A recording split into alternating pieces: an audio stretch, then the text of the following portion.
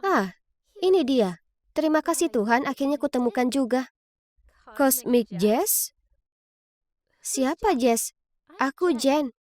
Kau Cosmic Jazz, admin dari kotak surat astrologi rahasia.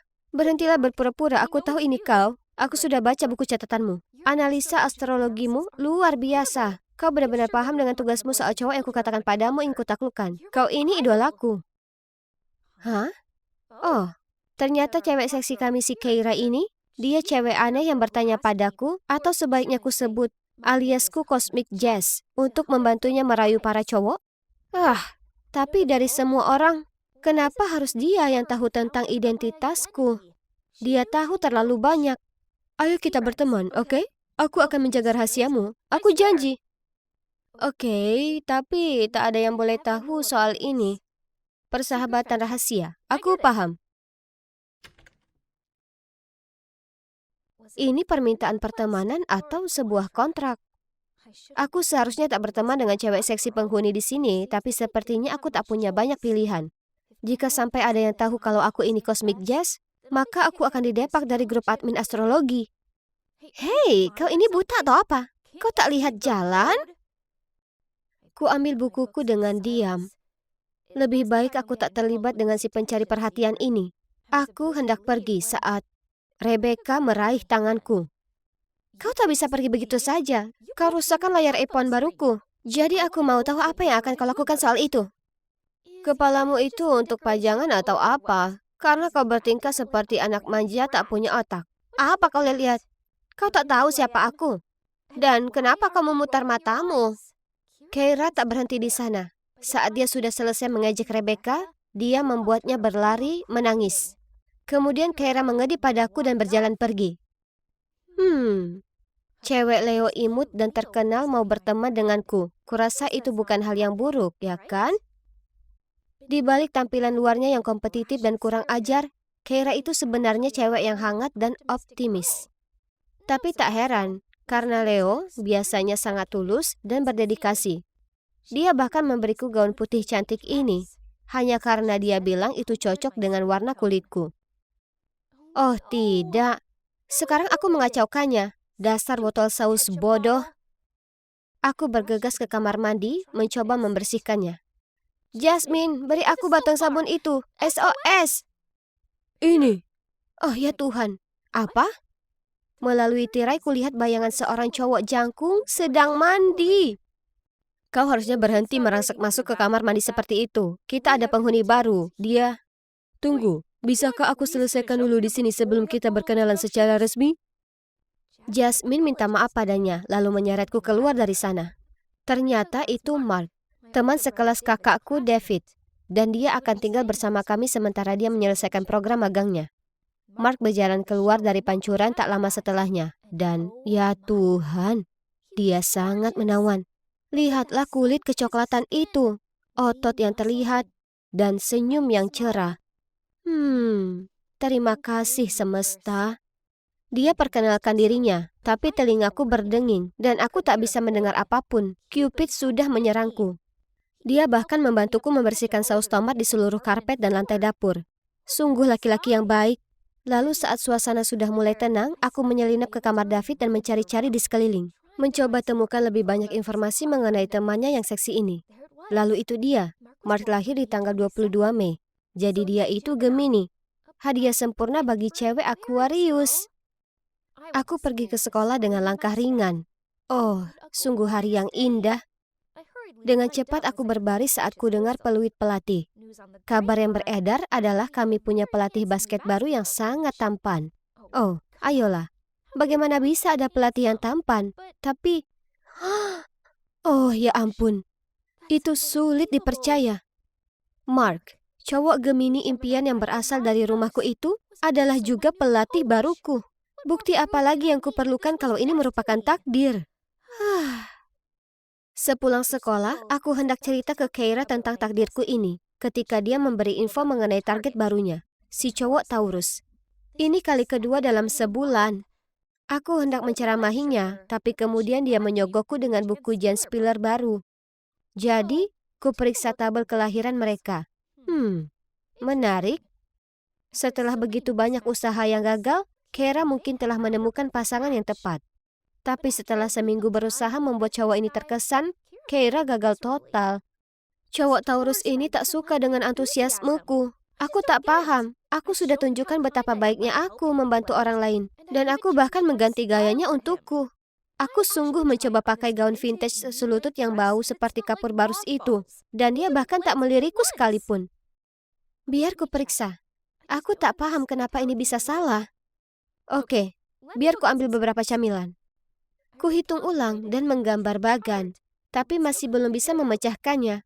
Mungkin dia sudah punya pacar? Atau mungkin dia tak tertarik perempuan? Dalam kasus ini aku tak bisa membantu sama sekali. Hanya bisa menutup kasus Leo Taurus ini dan membuka cerita cinta Aquarius Gemini. Ku bolak-balik baganku dan Mark. Kami sangat cocok. Lalu ku gambar saja bentuk hati melingkari potretnya dan menempelkannya.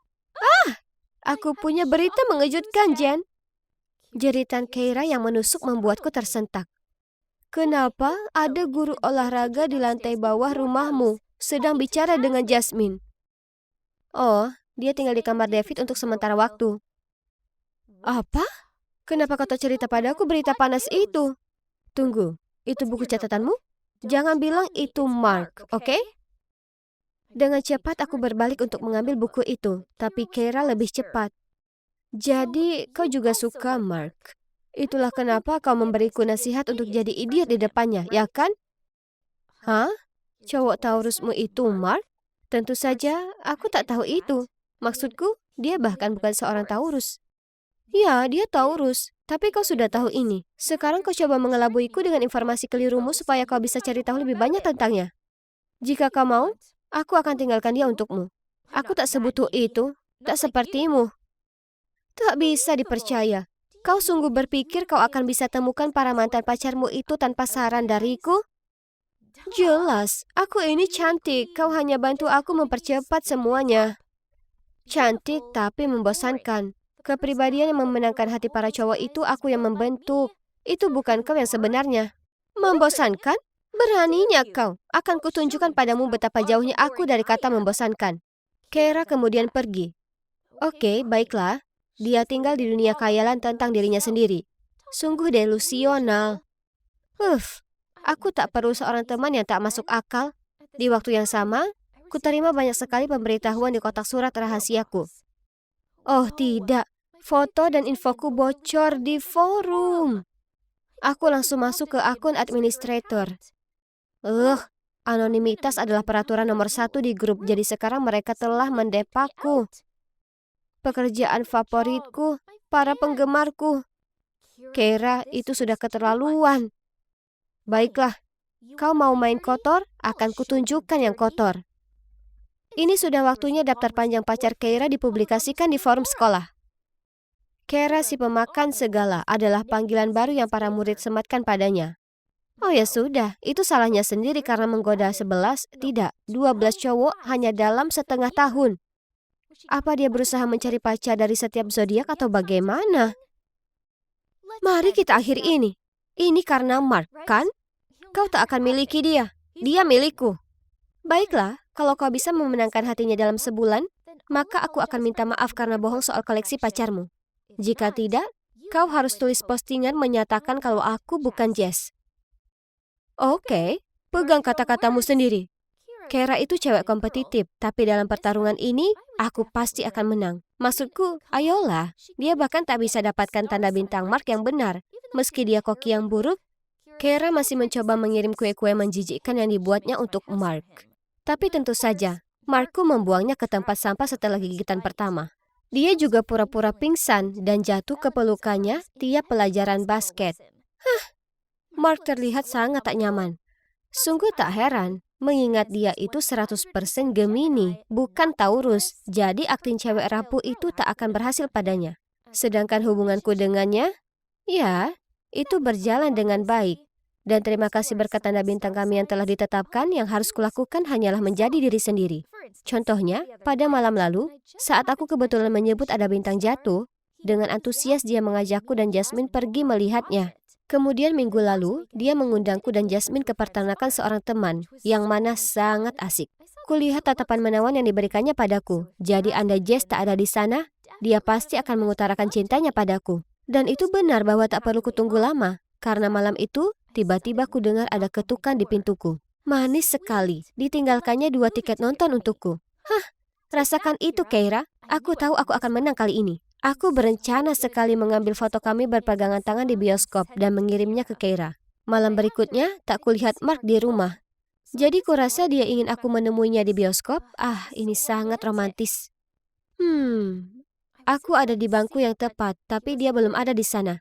Jantungku berdetak sangat kencang sampai kukira akan meledak. Saat filmnya dimulai, lampu dipadamkan. Dan saat itulah ada yang mendekati baris tempat dudukku. Dengan gugup aku pura-pura menatap layar saat dia datang duduk di sebelahku.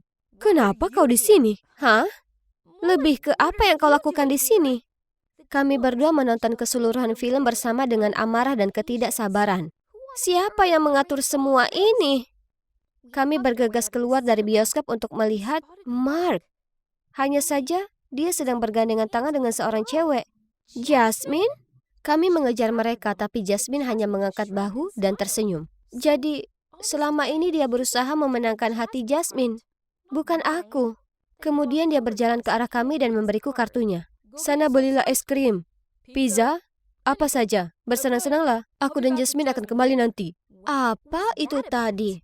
Kuperhatikan kartu kredit itu dan terkesiap saat kulihat tanda Timin di sudut kartu. Bagaimana aku lupa kalau Gemini punya banyak kepribadian? Timin adalah pendiri kotak surat astrologi. Siapa yang kira kalau pemimpin grup ini adalah seorang guru? Orang yang tinggal bersamaku, pacar saudariku, gebetanku, dan bahkan gebetan sahabatku. Keira memberiku tatapan menenangkan. Sekarang kami berdua bertepuk sebelah tangan. Tapi sesuai gaya Leo, Keira sudah menyiapkan mangsa berikutnya. Jangan sedih, ini hanya tes lain. Menurutmu apa zodiak cowok itu? Dia cukup tampan dan dia pasti seorang Libra, ya kan? Aku tertawa kecil lalu menyandarkan kepala di bahunya. Mark, atau sebaiknya aku sebut Timin, membuatku sadar kalau sebelum aku bisa berharap temukan pasangan impianku, aku perlu membuat beberapa kesalahan terlebih dahulu. Aku mungkin belum temukan cinta, tapi ku dapatkan kembali temanku. Jadi itu cukup berarti, bukan? Paling tidak tes persahabatan ini berhasil. Hai yang di sana, aku Evie dari Georgia. Jadi, aku terlihat seperti gadis remaja biasa, ya kan?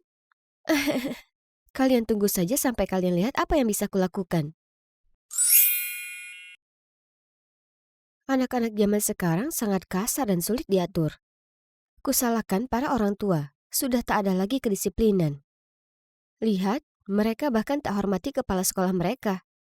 Tapi tak masalah, aku tahu cara menangani mereka. Begitulah, hanya beberapa kata dan kelas langsung diam. Apa ini Bu Gardner?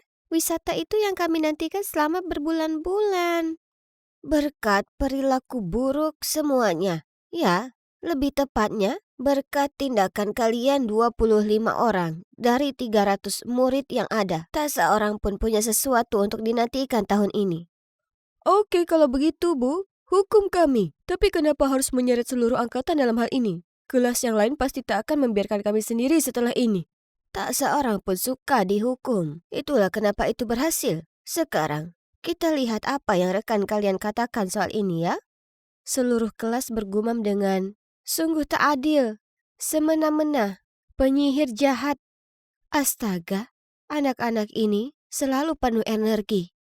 Kembalilah ke tempat duduk kalian dan tulislah permintaan maaf kepada Bu Helen. Serta janji tak akan berperilaku buruk lagi. Kalau tidak, semua orang dengan enggan duduk. Dan begitulah. Ya Tuhan, siapa kau? Saya, hanya saja. Murid-murid yang sulit diatur ini perlu dapat pelajaran karena sudah membuat Bu Helen begitu kelelahan sampai berakhir di rumah sakit. Jadi kau memutuskan untuk meniruku? Baiklah kalau begitu tolong beritahu ibumu kita akan bicarakan ini di sini, besok pagi. Dengan murung aku jalan pulang sepelan mungkin. Segera saat aku jalan melewati pintu, ibu melotot padaku. Ya, ibuku adalah Bu Helen, wali kelas terbaik yang pernah ada. Bagaimanapun, anak-anak di kelasnya membuat hidupnya merana, yang menyebabkan ibu mengalami tekanan darah tinggi dan akhirnya berakhir di rumah sakit. Aku hanya ingin membantunya, tapi sebaliknya, aku hanya berhasil memperburuk keadaan. Hai Bu, aku minta maaf, tapi tak kusesali perbuatanku. Ibu mulai menceramahiku tentang bagaimana keadaan sudah cukup buruk karena ayah pergi, dan murid-muridnya yang membangkang tanpa perlu aku bertindak seperti orang gila. Orang gila? Maksudnya saat dimana aku meniru orang-orang yang kuinginkan?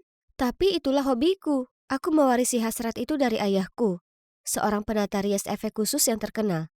Perasaan di saat aku sukses berubah jadi seseorang itu luar biasa. Dan itu juga membantuku merasa terhubung dengan ayahku, meski aku belum bertemu dengannya sejak sekian lama. Ini semua bermula saat aku usia 13 tahun, dan ayah membantuku dandan menjadi idola favoritku di festival sekolah. Ayah mengajariku bagaimana menganalisa karakter dan mempraktekkan penyamaran. Eyeliner tebal, mata smoky, kontur, ditambah pakaian bodycon. Aku terlihat seperti si L dari 2NE1 sungguhan. Teman-temanku suka sekali tampilan baruku, jadi selama beberapa tahun berikutnya, aku menyamar jadi banyak orang. Termasuk Lady Gaga, Avril Lavigne, Miley Cyrus, dan Sia. Perasaan bahwa bakat make upku dikagumi dan dinanti-nantikan, sungguh membuat ketagihan. Hey, apa kali ini Billie Eilish? Kenapa bukan Taylor Swift? Aku sangat menyukainya. Aku selalu melakukan apapun yang ku mau, dan selalu persis jadi siapa aku. Wah, kau persis sekali. Kau ini shape-shifter atau apa? Tak perlu diragukan. Sekali aku meniru seseorang, kupastikan ku tiru gerak-gerik dan tingkah laku mereka dengan benar. Bakatku tak berhenti pada makeup yang luar biasa. Aku berusaha mengumpulkan barang-barang dari lokerku saat segerombolan murid melewatiku dan hampir membuatku terjatuh. Hah? Siapa cowok asing dan cukup tampan yang mereka kejar itu? Lihat betapa sombongnya dia. Apa dia pikir dia itu Donald Trump atau siapa? Itu Sander. Dia baru pindah ke sini. Oh ya, pelankan suaramu. Kau tak mau membuat para penggemarnya kesal. Aku tak takut dengan cewek yang terlalu kemayu itu yang tergila-gila dengan cowok. Tak ada yang membuatmu takut ya kan, Evie? Sekarang ayo kita makan granola. Leo mungkin suka granola yang membosankan, tapi tidak, terima kasih. Aku akan makan hamburger dan ayam goreng. Billie Eilish bukan tipe yang menolak makanan lezat untuk omong kosong penggila sehat. Oh, itu dia lagi si Sander yang menyebalkan. Tapi kali ini dia mengincar Kayla, gadis seksi sombong dari kelasku. Ada cowok yang mendekatiku dan minta selfie denganku. Kemudian tiba-tiba ku dengar teriakan. Kau pikir kau sedang apa? Aku berbalik dan melihat apa yang terjadi. Dan kulihat Kayla mengamuk ke gadis malang yang tak sengaja tersandung dan jatuh ke pangkuan Sander. Apa yang kau pikir kau lakukan? Lihat dirimu sendiri sebelum mencoba menarik perhatian cowokku. Dasar bodoh dan jelek. Sombongnya. Apa dia pikir kecantikannya begitu memukau sampai bisa membantunya mempertahankan cowoknya? Tapi tidak dengan otak kosong itu, sis. Setelah beberapa hari riset, aku muncul ke sekolah tampil persis seperti Kayla. Kusempurnakan semuanya, mulai dari rambut pirangnya, make up, pakaian, cara jalan, dan suara. Jujur, kali ini aku cukup gugup. Berpakaian sebagai orang yang aku sungguh kenal selalu lebih menyeramkan, terutama saat temannya sedang berjalan mendekat. Wah, gaun ini cantik sekali. Kau ini sungguh fashionista sekolah kita, Kay. Ayo, Sander menunggu kita di lapangan olahraga. Tolonglah, kau pikir aku sungguh mau ada kau di dekatku? Aku hanya memanfaatkanmu, dan kamu, kau terus membuntutiku seperti peliharaan. Itu tragis sekali. Apa kau gila? Aku tahu kau juga suka Sander. Aku bisa lihat tatapan mesra yang kau berikan padanya. Setelah aku putus dengannya, akan kupertimbangkan memberinya padamu. Aku berjalan pergi meninggalkan para cewek itu kebingungan. Tapi aku tak bicara apapun yang berbeda dari apa yang Kayla pikirkan. Ya kan? Andai saja dia sangat berterus terang dengan teman-temannya. Sekarang, mari kita lihat ke target utama. Memikirkannya membuat bulu kuduku berdiri. Aku sedang sibuk sayang, nongkrong saja dengan teman-temanmu sekarang. Dia sedang main Call of Duty di ponselnya. Aku di sini untuk putus dengannya, tapi tunggu dulu. Cowok ini jago. Aku mau mencoba. Sejak kapan kau tahu cara memainkan permainan ini? Dia terlihat agak terharu saat aku menunjukkan minat. Oke, aku akan tunggu sampai ini selesai. Lalu kemudian kita pisah. Ku cari Leo, tapi dia bahkan tak mengenaliku. Kasihan dia sudah mencari Billie Eilish sejak pagi. Sementara Leo mengeluh, dengan cepat dia membantuku menghapus makeupku, supaya aku bisa kembali terlihat sepertiku sebelum ada yang menduga apa yang baru saja kulakukan. Mulai dari hari itu, teman-teman Kayla menjauhinya. Jadi dia hanya bisa nempel ke Sander. Dan menurutku, dia tampak lelah dengan cewek yang nempel terus ini. Sekarang bahkan penampilannya membuatnya bosan, Waktunya tiba. Ku pakai makeup sebagai Kayla lagi dan mencarinya. Aku mau tas ini. Jangan coba-coba menipuku dengan yang palsu. Oke, terserah maumu. Aku mau kau berhenti main si Odi. Dengan begitu kau bisa terus berada di sisiku.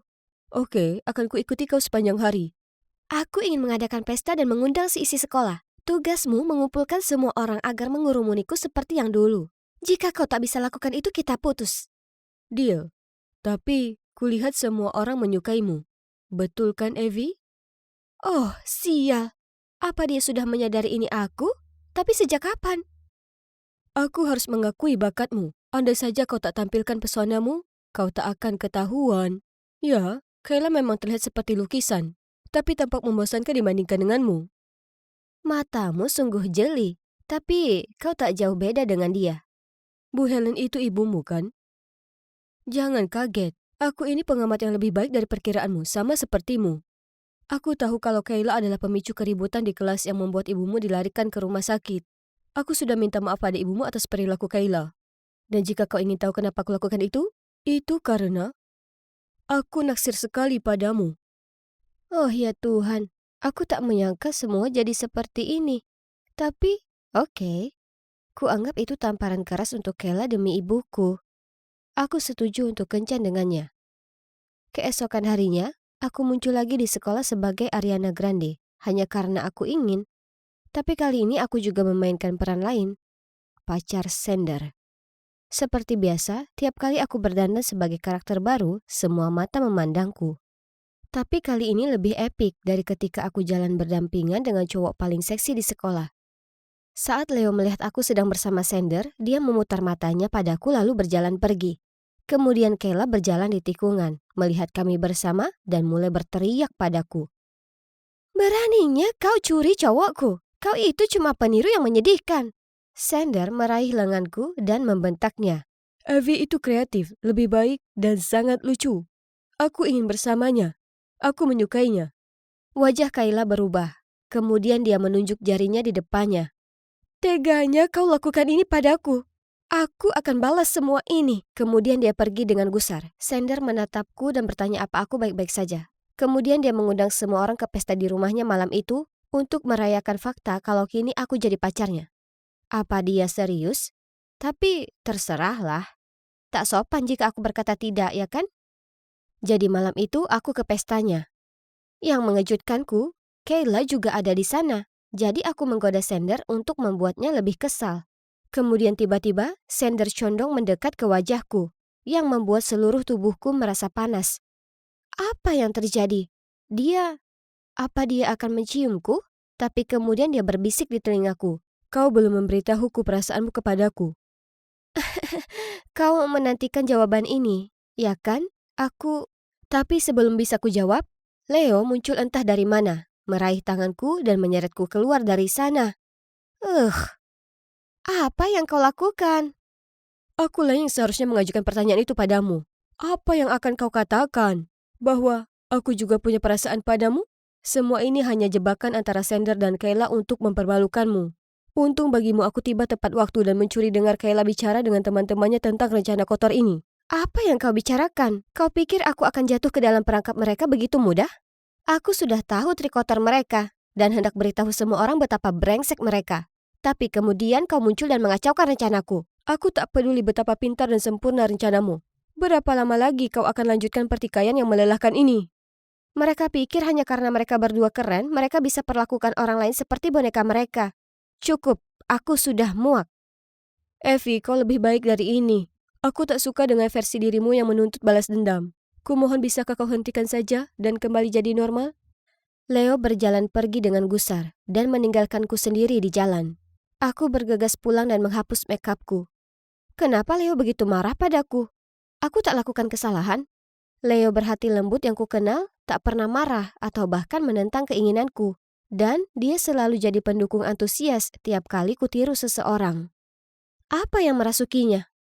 Aku terus menelponnya tapi Leo mematikan ponsel.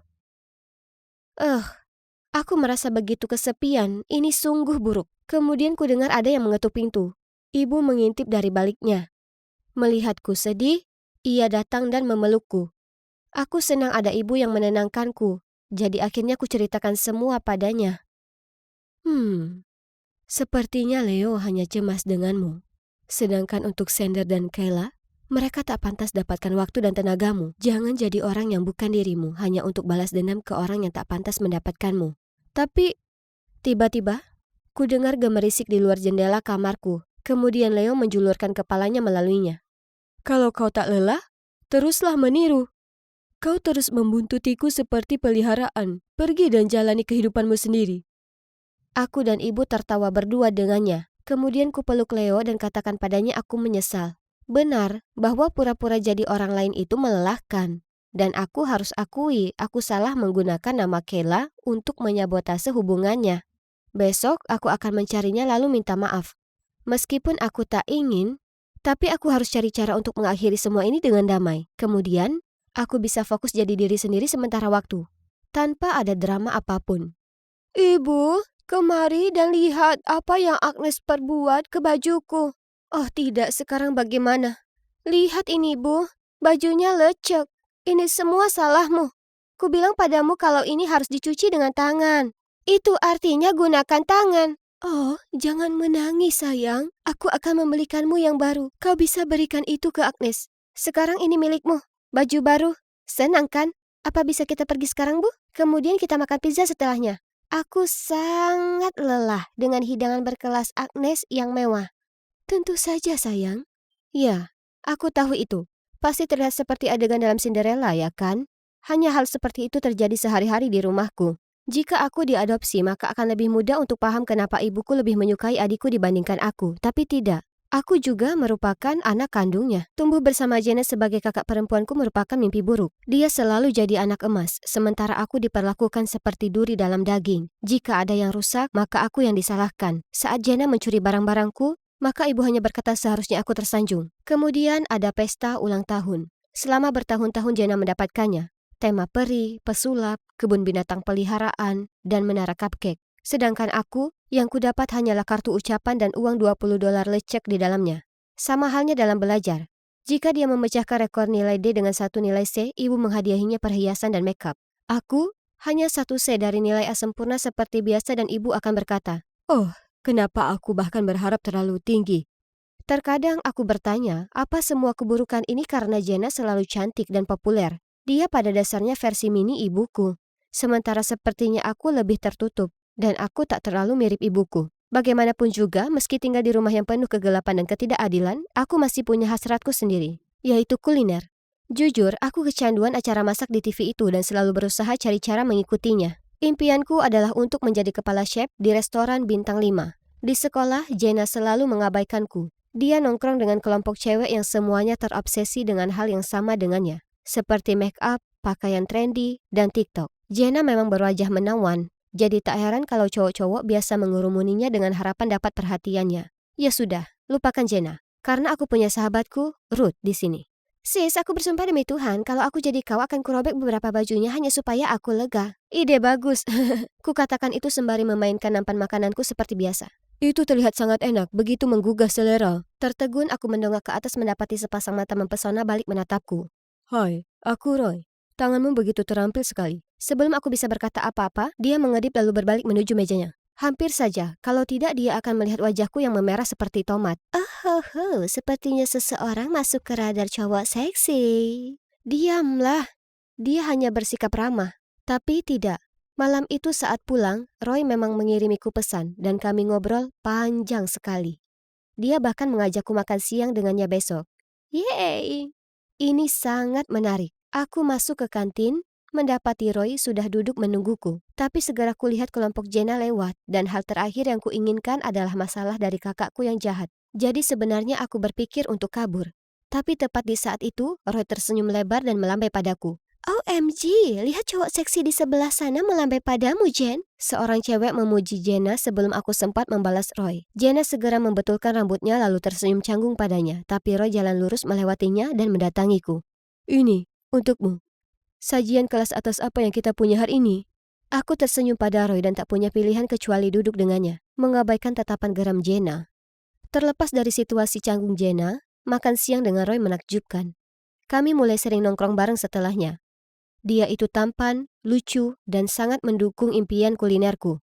Kemudian suatu hari, Roy memberiku cupcake dengan frosting hati di atasnya, lalu memintaku jadi pacarnya. Yippee, ini sangat mengasyikkan. Jadi tentu saja aku setuju hanya dengan syarat kami tetap menjaga hubungan kami rahasia. Aku tak pernah punya apapun yang jadi milikku sendiri sebelumnya, jadi jika ibu dan kakakku tak tahu soal kami, maka mereka tak bisa merusaknya. Jatuh cinta adalah hal yang magis. Aku sangat senang sekali dan bersemangat hidup sepanjang waktu. Bahkan melakukan tugas untuk ibu dan Jenna tak merusak suasana hatiku. Kukira kau hanya tertarik memasak. Jadi apa, sekarang kau juga suka mencuci?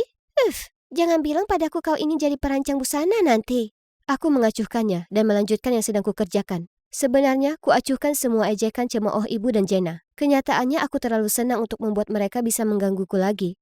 Ulang tahun Jenna ke-17 segera tiba. Dan kali ini dia bersikeras mengadakannya di resto keren di kota. Semua kerabat kami dan teman-temannya diundang, tapi aku putuskan untuk tak pergi. Toh tak ada yang inginkan aku berada di sana, jadi menurutku itu tak masalah. Tapi yang mengejutkanku, di hari pesta itu, Jenna mengetuk pintu kamar dan memohon agar aku datang. Tolong Agnes, aku ingin kau ada di sana di hari istimewaku. Pestanya tak akan sama tanpamu. Lalu dia memberiku tas dan pergi. Aku membukanya dan di dalamnya ada gaun yang paling cantik. Oke, jadi Jenna bersikap baik ini aneh, tapi aku harus akui rasanya menyenangkan merasa diinginkan sekali saja. Jadi sepertinya aku akan pergi ke pesta itu. Wow, pestanya luar biasa. Maksudku spanduknya, balon, booth khusus kado, menu yang hanya menyajikan makanan favorit Jenna. Aku menyesap minumanku merasa canggung ketika Jenna berpidato. Hai semuanya, terima kasih banyak sudah datang ke pesta ulang tahunku ke-17. Sekarang ada tamu spesial di sini yang ingin kuperkenalkan pada kalian semua. Ini pacarku yang baru, Roy. Aku menatap ngeri saat Roy muncul dari kerumunan dan membiarkan Jenna bergandengan tangan dengannya. Hah? Apa? Kenapa cowokku bersama kakakku? Aku melotot ke arahnya, tapi dia tak bisa balas tatapanku. Ini mengerikan, aku merasa aku tak bisa napas. Panik aku keluar untuk mendapat udara segar. Semua milikmu tak lama akan jadi milikku. Tak peduli seberapa pintar kamu menyembunyikannya. Aku berbalik melihat Jenna berdiri di sana, seringai lebar tersunging di wajahnya. Bagaimana bisa dia begitu tak tahu malu seperti ini? Aku mendorongnya dan pergi mencari ibu. Ia sedang berteriak ke pelayan untuk membawakan lebih banyak minuman. Aku naik menemuinya dan ceritakan semua yang Jenna lakukan dan betapa kecewanya aku. Astaga, berhentilah meributkannya. Jenna itu kakakmu, jadi berbahagialah saja untuknya. Lagi pula, Roy jauh lebih pantas dengannya daripada denganmu. Sudah cukup. Aku tak tahan dengan keluarga egois ini lagi. Aku pergi. Ya, pergilah. Menghilang, seperti ayahmu yang tak berguna itu lakukan. Malam itu aku muncul di rumah Ruth dengan tas penuh barang-barangku dan wajah berkaca-kaca. Tapi aku tahu ini hanya bisa untuk sementara, jadi aku masih mencari-cari tempat lain untuk tinggal. Dan akhirnya aku melamar kerja sebagai kasir toko di pom bensin 24 jam. Ya, paling tidak aku punya tempat berlindung. Suatu malam seorang lelaki mabuk masuk ke dalam. Dia tak terlihat begitu baik. Tak ada yang bisa mencerahkan suasana hati seseorang lebih baik dari makanan lezat, kan? Toko sedang sepi, jadi ku ambil beberapa bahan tersedia dan menggunakannya untuk menyiapkan sajian yang tampak lezat untuknya. Terima kasih banyak anak manis. Aku Kate. Kau punya bakat kuliner. Jika kau mau kesempatan yang lebih baik, datang dan temui aku. Sebelum aku bisa berterima kasih padanya, dia pergi. Kita lihat, pemilik bar? Tapi aku belum cukup dewasa untuk bekerja di bar. Kuhabiskan sebulan berikutnya membagi antara sekolah dan kehidupan kerja. Dan, ya ampun, ini melelahkan. Tapi saat kutanya gajiku, bosku tertawa di depan wajahku. Mengatakan kalau karena aku cuma 16 tahun, dia hanya bisa bayar jauh kurang dari jam kerjaku. Apa? Itu tak adil. Aku sudah kerja keras, bahkan kadang shift 12 jam. Tapi saat aku protes, dia mengancam melaporkanku mencuri makanan dari toko. Aku hanya ambil makanan yang sudah kadaluarsa yang toh sudah tak bisa dijual. Merasa kesal, aku langsung berhenti dan pergi. Aku berkeliaran di jalan selama beberapa saat. Kemudian mendapati diriku berdiri di depan bar pria itu. Ya sudah, aku tak punya tempat lain untuk dituju. Jadi aku melangkah masuk dan di sana ada Kit. Tapi, dia tampak begitu berbeda. Selain bar ini, aku juga memiliki restoran mewah di kota. Jika kau mau, aku ingin sekali melatihmu jadi chef di sana. Wah, ini menakjubkan sampai aku menangis bahagia. Agar aku bisa menginap di restoran, kukatakan padanya kalau orang tuaku sudah tiada dan aku kabur dari panti asuhan. Dan pria itu setuju tanpa bertanya padaku 2 kali. Waktu pun berlalu dan apa kalian tahu? Aku suka sekali kerja di restoran. Sedangkan Kate, ia sosok laki-laki berhati baik. Kami jadi dekat dan dia sudah seperti ayah bagiku. Kurasa kami adalah 2 orang kesepian yang saling membantu, jadi masuk akal jika dia meminta untuk mengadopsiku. Kemudian di suatu malam yang sibuk aku sedang mengantar makanan ke meja, tapi kemudian mendadak terhenti. Yang duduk di sana adalah Jenna dan Roy. Saat melihatku, Jenna mencibir. "Oh, kau kerja di sini? Sekarang itu menjelaskan kenapa makanan pembukaku rasanya menjijikkan." Roy tampak malu dan memohon padanya untuk diam, yang membuatnya makin menjadi-jadi. Lalu, melihat yang sedang terjadi, Alistair, supervisor restoran, datang membelaku. Tapi itu hanya membuat Jenna makin naik darah. "Bukankah pembeli adalah raja? Kenapa kau membela gadis bodoh itu?" "Nona, ini adalah restoran berkelas. Tolong jaga sikap Anda. Agnes di sini bukan hanya chef handal, tapi juga putri dari pemilik yang menjadikannya bos saya. Jadi kurasa saya berhak membela atasan saya." Jenna memutar mata padaku, lalu berjalan pergi dengan marah, tak lupa menimpali. "Kau tunggu saja, Agnes." Kemudian melihat wajah murungku, Alistair mengajakku keluar makan es krim sepulang kerja. Kate dengan senang menyuruh kami pergi dan dia akan menutup restorannya. Saat aku menjelati es krimku, kuperhatikan orang-orang di sekeliling kami berteriak, "Api! Api!" Jadi ku tarik Alistair dan berlari mengikuti mereka. Saat api mulai terlihat, hatiku rasanya hancur. Kemudian ku sadari kalau itu berasal dari restoran. Oh tidak, Kate masih di sana, di dalam sana. Tanpa pikir 2 kali aku menyerbu masuk untuk mencarinya. Di sana sangat berasap dan mustahil untuk bisa melihat, tapi aku tak boleh menyerah. Tiba-tiba aku mulai pusing dan berkunang-kunang. Kemudian ada tangan yang meraih dan menarikku keluar. Itu Alistair. Dan yang berdiri di sebelahnya adalah Kate. Phew. Beberapa hari kemudian, polisi memanggil Kate. Mereka menemukan biang kerok yang memulai kebakaran. Segera saat aku masuk ke kantor polisi, aku tak bisa mempercayai mataku. Itu Jenna. Tapi yang paling mengagetkan, saat Kate melihat ibuku, mereka berdua berubah pucat dan menatap tercengang. Hah? Apa mereka saling mengenal? Jadi, iya, ternyata Kate itu ayah kandungku dan Jenna. Saat ayah masih muda, dia belum membangun karirnya dan hanya habiskan seharian penuh di dapur. Dia selalu dihina dan dibentak ibu. Pada akhirnya, dia tak tahan lagi dengan sikap meremehkannya, jadi ayah pergi. Hanya saja tanpa sepengetahuannya, ibu sedang mengandungku saat itu. Jadi cerita yang ia katakan soal ayah kabur dengan simpanannya itu semua bohong. Aku paham sekarang. Dia membenciku karena aku ikuti jejak ayah, bukan dirinya. Segera saat Jenna sadar dia ayah kami dan dia kaya, Jenna menampilkan akting manisnya dan memohon agar ayah menjadi ayahnya lagi. Tapi ayahnya hanya menatapnya tajam dan berkata, "Apimu itu bisa saja membunuh kami semua, sekarang kau harus menerimanya." Kemudian meraih lenganku dan keluar dari sana. Aku percaya hidupku akan jauh lebih baik. Tapi aku tak pernah membayangkan akan menjadi sebaik ini. Sekarang ku miliki ayah yang luar biasa, pekerjaan yang kusenangi, dan orang-orang yang pada dasarnya peduli padaku yang berada di sisiku. Ini menunjukkan bahwa segala sesuatu pada akhirnya akan berjalan dengan sempurna. Ya, ini aku, Kate. Ini lagi. Saat aku bertukar tempat dengan kembaranku agar tidak terjebak di sekolah musim panas yang mengerikan, aku tak menyangka akan berakhir tanpa uang sepeser pun dan harus bekerja di homestay tua yang berdebu. Tapi aku rasa tidak semuanya buruk karena aku bisa bertemu Bon. Jadi, bayangkan kekagetanku ketika aku mengetahui bahwa dia bukan hanya seorang anak kaya yang melarikan diri sepertiku, tapi aku juga memergokinya sedang jalan-jalan dengan Muah. Iya, diriku yang lain. Aku mempekerjakannya untuk berpura-pura menjadi aku, bukan bersama cowok yang aku suka. Sepertinya sudah waktunya untuk kembali ke kehidupan normalku.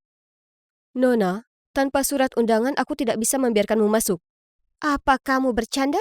Kenapa aku butuh undangan untuk masuk rumahku sendiri? Bagaimana mungkin mereka tidak mengenaliku?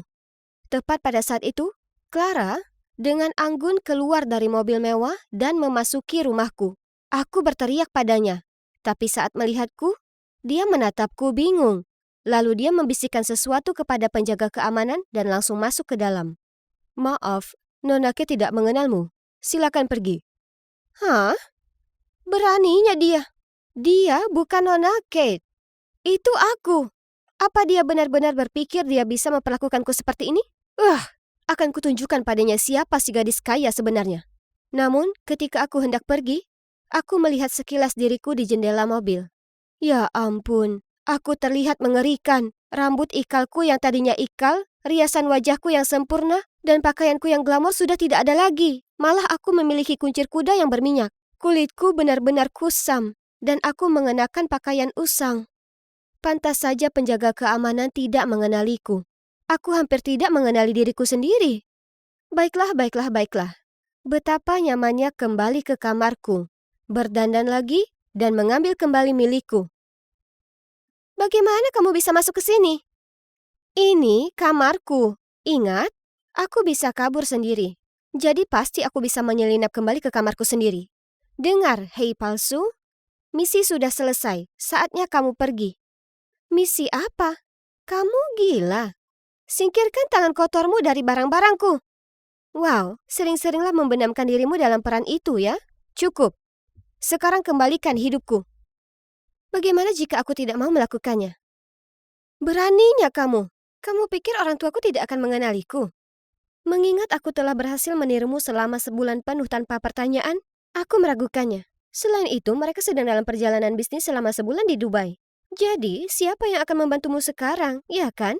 OMG. Dia sangat sombong, sulit diatur, dan menjengkelkan. Yang terburuk, dia mengingatkanku pada seseorang. Aku. Iya, aku yang dulu. Kenapa aku tidak menyadari sebelumnya betapa buruknya diriku sebenarnya? Mengabaikan wajah menantang Clara, aku mengeluarkan ponselku dan melakukan panggilan tatap muka ke orang tuaku. Mereka harus langsung mengenali bahwa itu aku, kan? Salah. Mereka menatap kami berdua kaget dan kebingungan. Tapi sepertinya mereka tidak bisa membedakan kami. Jadi mereka menyuruh kami berdua untuk tinggal di rumah untuk sementara waktu, sementara mereka membuat rencana untuk kembali. Hah, sulitkah membedakan anak perempuan sendiri dengan anak udik? Tapi bagaimanapun juga, dia akan segera keluar dari sini. Keesokan paginya, kami kembali ke sekolah. Clara terlihat sangat kumuh dengan rok mini mungilnya. Astaga, ini bukan klub malam. Oh, Kate, kamu terlihat luar biasa. Di mana kamu membelinya? Itu dia. Teman-temanku pasti selalu bisa membedakan aku dari si tukang tipu. Tapi, tunggu dulu. Tidak. Mereka bergerak menuju Clara. Hah? Apa mereka benar-benar memujinya? Wow, ada Kate lain di sini. Tapi itu versi yang salah. Versi yang jelek. Rasa panikku bertambah ketika semua temanku dan Clara tertawa terbahak-bahak. Kalian tidak mengenaliku? Aku Kate yang asli, yang kalian semua idolakan. Pencipta tren di sini. Semua orang menatapku dengan bingung dan kemudian kembali ke Clara. Lihat penampilannya yang menyedihkan. Dia hanya mencoba menjadi tiruanku. Setelah itu, Clara dan teman-temannya pergi.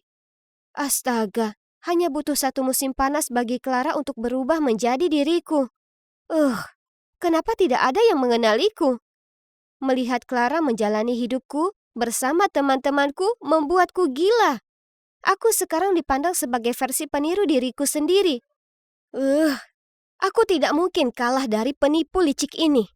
Jadi keesokan harinya, aku memutuskan untuk menunjukkan kepada semua orang betapa karismatiknya aku. Bagaimanapun, bentuk bersifat sementara, tetapi kelas bersifat permanen. Dan segera, semua orang akan menyadari siapa Kate sebenarnya. Ya kan? Aku menunggu sampai Claire menyingkir. Lalu aku pergi ke kelompokku dan mulai mengingat kembali beberapa cerita lama kami yang hanya mungkin diketahui oleh diriku yang sebenarnya. Saat Clara kembali, aduh, dia terlihat geram. Suatu hari ketika aku baru saja memasuki kafetaria, aku melihat kelompokku menyuruh seorang gadis kutu buku mengerjakan tugas untuk mereka. Ibumu adalah petugas kebersihan sekolah yang payah. Jadi kamu juga hanyalah anjing kami. Sekarang cepat, ambilkan kami saus tomat. Ketika gadis itu membawakannya kepada mereka, salah satu dari mereka menyandung kakinya dan membuat wajahnya terjatuh ke piring saus. Seluruh kelompok tertawa. Aku bergegas membantunya berdiri dan merengut pada gadis-gadis klicik. Mereka mungkin terlihat penuh gaya, tapi di balik itu semua mereka adalah monster. Tapi yang terburuk adalah semua ini kesalahanku, karena ini adalah grupku. Aku pada dasarnya yang menciptakannya. Apa salahnya ibunya menjadi petugas kebersihan? Itu tidak berarti dia harus melayani kalian. Seperti yang kulihat, semua kaki dan lenganmu berfungsi dengan baik. Jadi, ambillah sendiri. Wow, lihat siapa itu. Apa kalian semua percaya kalau dia cuma peniru burukku sekarang? Klik Chick Kate yang sebenarnya tidak akan mengatakan omong kosong seperti itu. Klik Chick memandangku dari atas ke bawah, lalu menatapku dengan jijik. Terlalu suci. Sungguh munafik, Kate tidak akan pernah mengatakan itu. Jelas, dia yang palsu. Bisikan-bisikan itu membuatku sangat marah, hingga wajahku memerah seperti saus tomat. Baik, berpura-puralah menjadi aku semaumu. Tapi kamu dan aku sama-sama tahu akulah yang sebenarnya. Dan aku lebih baik dari sebelumnya. Kamu tidak akan bisa mempertahankan tindakan itu lebih lama lagi. Dan yang mengejutkan yang lain, aku langsung pergi. Malam itu, media sosial dibanjiri dengan pemberitaanku. Percayakah kalian, sebenarnya aku diolok-olok sebagai peniru, sedangkan Clara dipuji? Konyol sekali. Aku menelusuri foto-foto lamaku dan mengamati ribuan like dan pujian. Aku hidup dalam kekaguman semua orang. Mungkin aku perlu kembali menjadi Kate yang sombong dan angkuh. Lalu semuanya akan berakhir, bukan? Hanya saja aku tidak bisa melakukannya. Aku tidak bisa lagi menjadi versi diriku yang tidak berperasaan dan egois. Jadi bagaimana aku bisa mengakhiri semua kekacauan yang kubuat sendiri ini? Ada cara lain. Jika hanya ada satu Kate yang muncul, tidak akan ada lagi penipu. Oh, sepertinya hari ini akan menjadi hari yang sangat menyenangkan di sekolah. Tapi sayang sekali Clara kita yang manis tidak bisa bergabung dengan kita. Semua orang menyambutku dengan hangat karena mereka mengira penipu yang dicoreng di media sosial kemarin terlalu malu untuk menunjukkan wajahnya. Meski begitu, aku tidak ingin berteman dengan gadis-gadis jahat ini lagi. Grup Klik Chick harus dibubarkan. Saat aku tenggelam dalam pikiranku, entah dari mana, seorang kutu buku menghalangi jalanku dengan karangan bunga. Dia dengan takut-takut mengulurkannya kepadaku, dan orang-orang mulai berdengung dan menunjuk-nunjuk. Gadis-gadis dalam kelompok itu mengambil fotonya dan mendesakku maju. Itulah Kate kami dengan pesonanya yang tak tertahankan. Esai seseorang sudah siap minggu depan. Aku ragu-ragu, tidak tahu harus berkata apa. Aku tidak ingin menerima cinta dari seseorang yang tidak aku sukai. Orang-orang mulai mengerutkan kening ketika diamnya aku. Lalu beberapa suara keraguan muncul. Kenapa dia tidak menerima bukit seperti biasanya? Mungkin dia bukan. Aku melihat warna merah. Tiba-tiba aku menyadari bahwa berpura-pura menggoda seseorang hanya agar mereka mengerjakan pekerjaan rumah kita tidak masuk akal. Dan di atas segalanya, itu tidak adil baginya. Kamu tidak akan punya nyali melakukannya, kan? Karena kamu bukan Kate. Karena kaget, aku berbalik dan melihat Clara mengambil buket bunga dari tangan si kutu buku. Aku mengambilnya kembali dengan marah. Dia menyukaiku, bukan kamu. Dia menyukai Kate. Dan akulah Kate. Clara itu tidak tahu malu mengatakan itu. Apakah dia benar-benar berpikir dia bisa menjadi aku? Apakah menurutnya bersikap jahat dan sombong membuatnya menjadi it girl? Betapa dangkalnya dia. Ya, jika itu Kate dari masa lalu, aku akan menerima karangan bunga itu dan menyuruh dia mengerjakan pekerjaan rumahku. Tapi Kate yang sekarang tidak akan melakukan itu. Lakukan sendiri. Berhentilah mengandalkan orang lain untuk melakukan segalanya untukmu. Sedangkan untukmu, Clara, izinkan aku memberitahumu ini. Terlepas dari upaya terbaikmu, kamu tidak akan pernah menjadi aku. Sekali pembohong, tetap pembohong. Kamu palsu. Aku sudah selesai di sini. Aku adalah diri aku yang sebenarnya. Dan jika mereka tidak dapat melihatnya, terserahlah. Jadi, aku pergi. Tiba-tiba, sebuah tangan menarikku kembali. Itu si kutu buku. Maaf, tapi aku benar-benar tidak menyukaimu seperti itu. Kamu benar-benar tidak punya perasaan apapun padaku? Kamu yakin? Atas kata-katanya, dia melepas wig, kacamata, dan tahi lalat di wajahnya. Bon? Apakah itu benar-benar kamu? Aku sangat kaget sampai aku tidak dapat mempercayai mataku. Bon menyerahkan buket itu kepadaku dan berkata, "Kau tidak akan mengatakan tidak, kan?" Tentu saja, bagaimana aku bisa mengatakan tidak? Aku membawanya ke ruang kelas yang kosong untuk berbicara. Kenapa kamu ada di sini? Dan ada apa dengan penyamarannya? Setelah aku meninggalkan homestay, aku kembali ke rumah. Dan orang tuaku melakukan apa yang selalu mereka lakukan. Dan mencoba merayu seolah-olah uang dapat menyelesaikan segalanya dengan mengadakan pesta mewah. Aku masih menunggu. Ketika aku kaget, kamu masuk bersama keluargamu. Hah? Pesta apa? Oh, yang dia maksud pasti Clara. Dia melanjutkan, aku pergi untuk berbicara denganmu tapi kamu bertindak seolah-olah kamu belum pernah bertemu denganku sebelumnya. Jadi tidak butuh waktu lama untuk tahu bahwa gadis ini bukan kamu. Aku khawatir. Jadi aku menelpon homestay dan mereka bilang kamu akan pergi. Bertekad untuk memecahkan misteri ini, aku pergi ke sekolahmu dan menemukan semua orang berada dalam kekacauan karena entah dari mana dua Kate muncul. Keduanya adalah It Girls dan tidak seperti homestay Kate yang kukenal. Jadi, untuk mengetahui yang asli, aku menyamar. Dan rencanaku berhasil, karena disinilah kamu berada. Kamu benar-benar penipu. Tapi aku masih punya satu pertanyaan. Kenapa kamu tiba-tiba meninggalkan homestay hari itu? Jadi, ternyata kecintaannya terhadap kehidupan laut membawanya melarikan diri dari orang tuanya yang tidak setuju dan pergi ke homestay di tepi pantai. Baru, ketika dia mengetahui dari surat kabar bahwa orang tuanya sedang mencarinya, dia tidak ingin membuat homestay itu mendapat masalah sehingga dia kembali ke rumah. Setidaknya kamu harus mengucapkan selamat tinggal padaku. Aku sangat sedih ketika kamu pergi seperti itu. Apa kamu tahu? Kate, aku benar-benar minta maaf. Aku tidak pernah bermaksud membuatmu kesal. Sebenarnya, aku sangat menyukaimu. Setelah itu, Bon mengantarku pulang. Dan coba tebak, sepertinya orang tuaku kembali lebih awal dari yang diharapkan. Adapun Clara palsu, dia sudah melarikan diri dari tempat kejadian dengan membawa banyak pakaian dan riasanku. Tapi, terserah. Setidaknya dia akhirnya pergi. Jadi, bagaimana sekarang? Ya, aku pacaran dengan Bon, dan aku sangat bahagia dengannya. Di akhir pekan, aku pergi ke pantai dan membantunya melakukan penelitian hewan laut, yang sebenarnya sangat menyenangkan. Dan aku bahkan tidak keberatan untuk berbincang-bincang dengan udara asin. Aku tidak pernah meremehkan orang tuaku lagi, dan aku tidak pernah memaksa siswa lain melakukan tugas bodoh untukku. Dan tentu saja, klik chick sudah tidak ada lagi. Semua orang di sekolah sudah terbiasa dengan versi diriku yang baru dan lebih baik. Tentu saja, aku akan selalu menjadi it girl yang menentukan tren. Tapi hanya yang layak. Akhirnya, setelah 11 jam penerbangan, aku sampai di LAX, Bandara Internasional Los Angeles. Mengagumkan. Aku tidak sabar untuk bertemu ibuku. Kalian tahu, ayahku orang Prancis dan ibuku orang Amerika. Kami dulu tinggal bersama di Paris, tapi kemudian mereka berpisah dan ibu pindah kembali ke sini. Tentu saja aku sering berbicara dengannya di FaceTime dan sebagainya. Tapi ini pertama kalinya aku bertemu dengannya setelah 5 tahun. Aku belum pernah mengunjunginya karena ibuku adalah seorang pengusaha wanita yang sangat sukses dan dia bekerja sangat keras. Itu berarti dia tidak punya waktu untuk memberiku perhatian yang kubutuhkan. Tapi sekarang aku berumur 16 tahun dan bisa menjaga diriku sendiri. Aku akhirnya bisa berkunjung. Jadi, terima kasih kepada ayah dan ibu tiriku atas hadiah ulang tahun tiket pesawatku. Aku sekarang berada di LA yang cerah selama sebulan penuh. Aku tidak hanya bisa menghabiskan waktu bersama ibu, tapi aku juga bisa bersantai di vilanya yang sangat besar. Beruntungnya.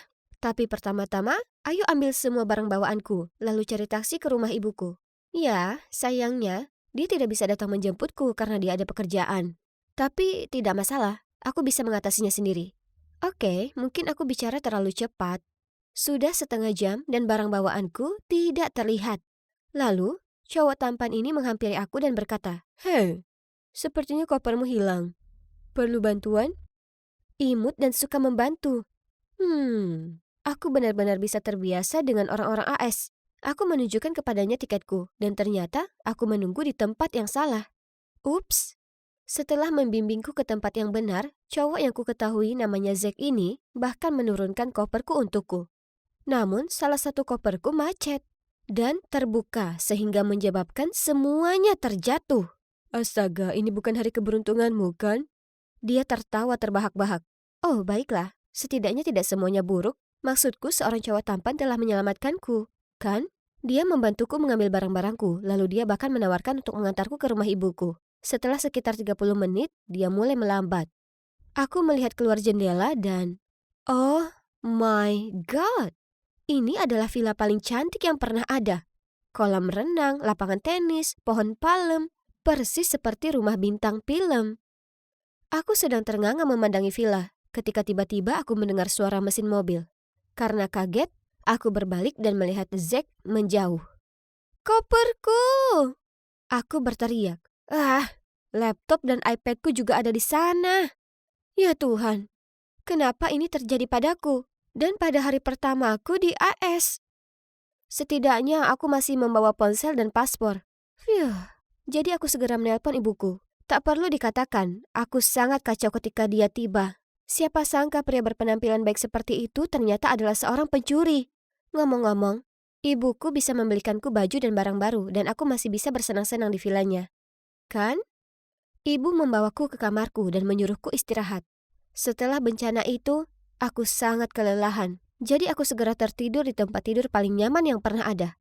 Saat aku terbangun, di luar sudah gelap. Aku sadar aku belum makan apapun sejak penerbangan. Jadi aku turun ke bawah dan memeriksa lemari es dan lemari dapur. Hah? Semuanya kosong. Aku masih mencari-cari di dapur ketika ibuku kembali membawa burger. Sayang, aku baru pulang dari perjalanan bisnis kemarin. Jadi aku belum sempat pergi berbelanja. Ayo makan fast food saja hari ini, oke?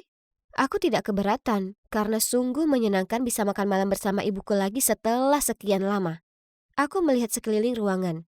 Hampir tidak ada perabotan apapun di sini. Ibuku bilang itu desain minimalis, gaya hidup trendy di LA saat ini. Lebih sedikit lebih baik, betapa kerennya itu. Keesokannya, kami keluar, tapi ada apa dengan mobil tua berkarat itu? Melihat tatapan bingungku, dia segera menjelaskan bahwa ini hanya sementara karena mobilnya sedang diservis. Tapi kemudian ibu tidak bisa membuka pintu garasi. Ternyata biasanya dia punya sopir sendiri, tapi karena aku sudah menempuh perjalanan panjang untuk mengunjunginya, dia ingin menyetir sendiri. Aduh, manis sekali. Pada hari-hari berikutnya, aku dan ibu bersenang-senang di LA. Berjemur di tepi kolam renang, hari spa, berbelanja. Ini jelas merupakan liburan terbaik dalam hidupku. Setidaknya sampai pagi itu, aku dibangunkan oleh pertengkaran yang keras.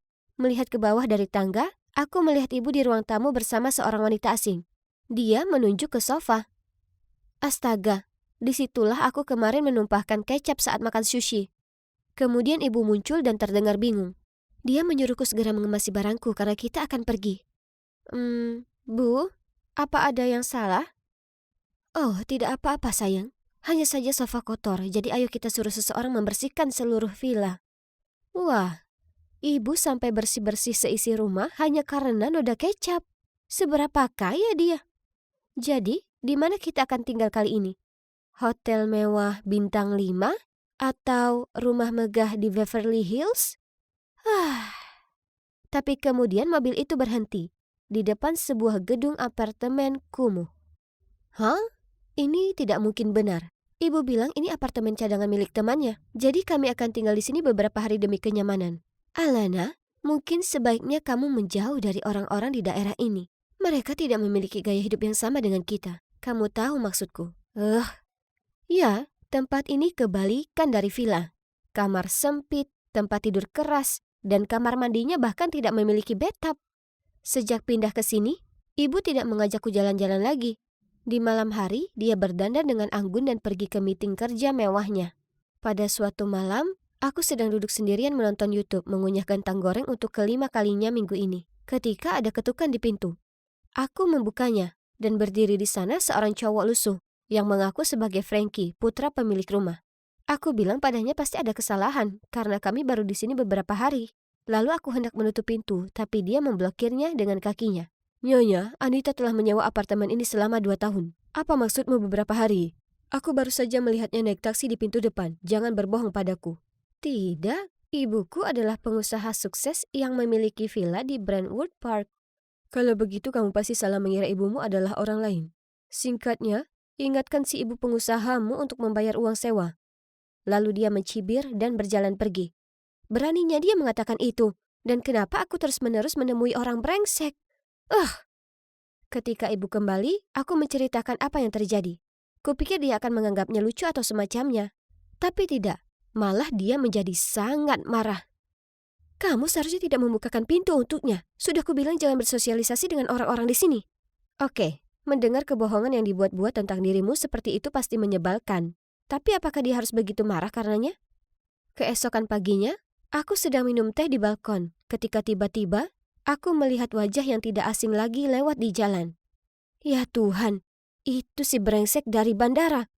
Zack! Pencuri itu! Teriakku sambil bergegas turun. Tapi sesampainya di sana, dia sudah menghilang. Aku masih gemas saat ada suara yang datang dari belakang. Apa yang kamu lakukan sambil berteriak sepagi ini? Aku berbalik dan melihat Frankie bersandar di dinding dengan tangan terlipat. Bukan urusanmu, penipu. Hah? Penipu? Apa maksudmu? Berhentilah berbohong. Aku sudah memberitahu ibuku semua tentang kamu yang mencoba menipu uang dariku. Benarkah? Jadi, menurutmu akulah yang bohong? Sebelum aku bisa menjawab pertanyaan yang memprovokasi itu, aku mendengar suara ibuku memanggil dari balkon.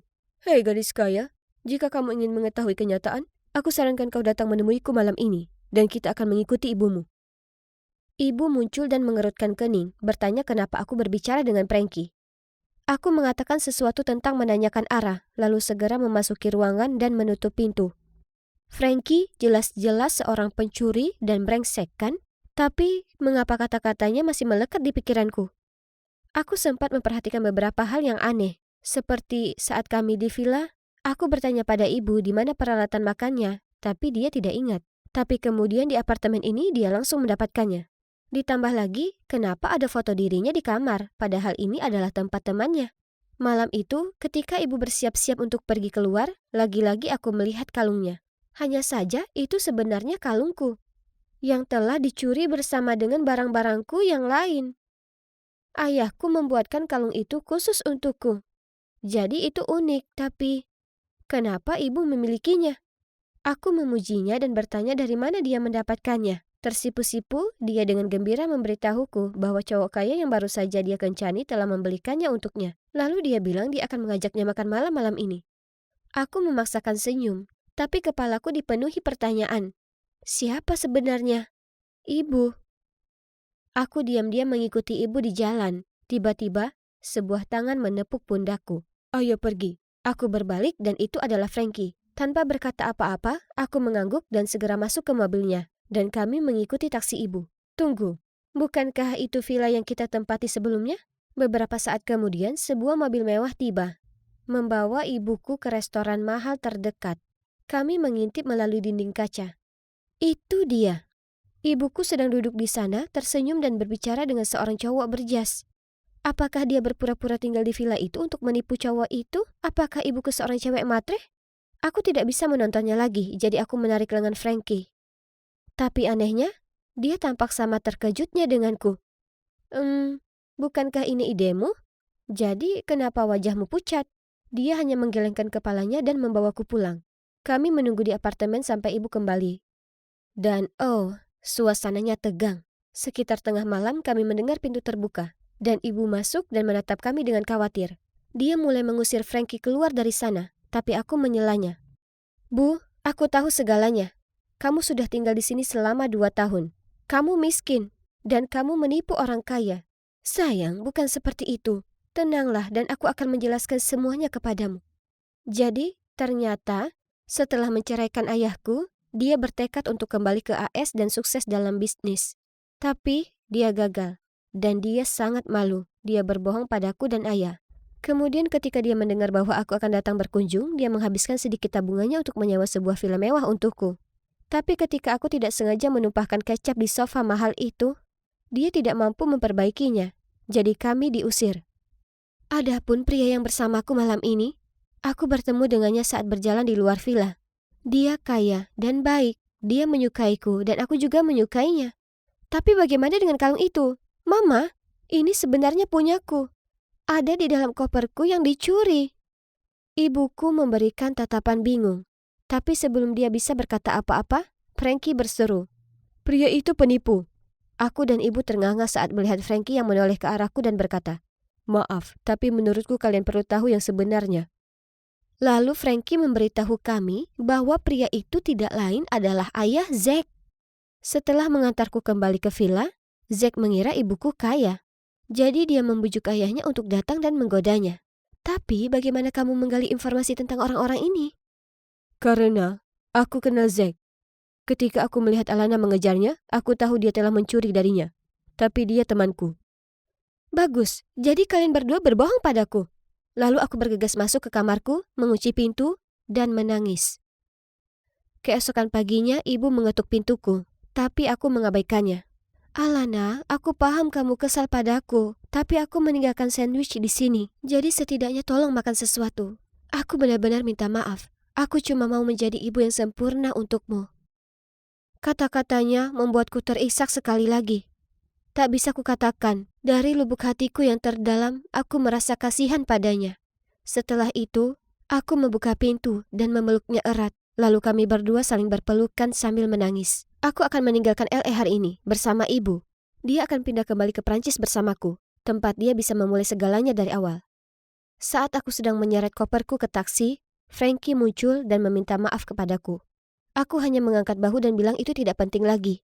Maksudku, setidaknya pada akhirnya dia berterus terang dan menyelamatkan ibuku dari penipu itu. Hei gadis kaya, semoga berhasil. Dan jangan ragu untuk tetap berhubungan denganku. Jadi, bagaimana sekarang? Nah, ibu sudah kembali ke kehidupan Prancis. Dia memiliki pekerjaan baru dan apartemen mewah. Aku pergi dan tinggal bersamanya setiap akhir pekan dan senang akhirnya bisa menghabiskan waktu bersama dia yang sebenarnya. Setidaknya untuk Frankie, iya, kami saling mengirim banyak Snapchat. Jadi, oke, mungkin aku menyukainya. Aku berencana untuk mengunjunginya di musim panas. Semoga perjalananku berikutnya ke AS tidak segila perjalananku yang terakhir.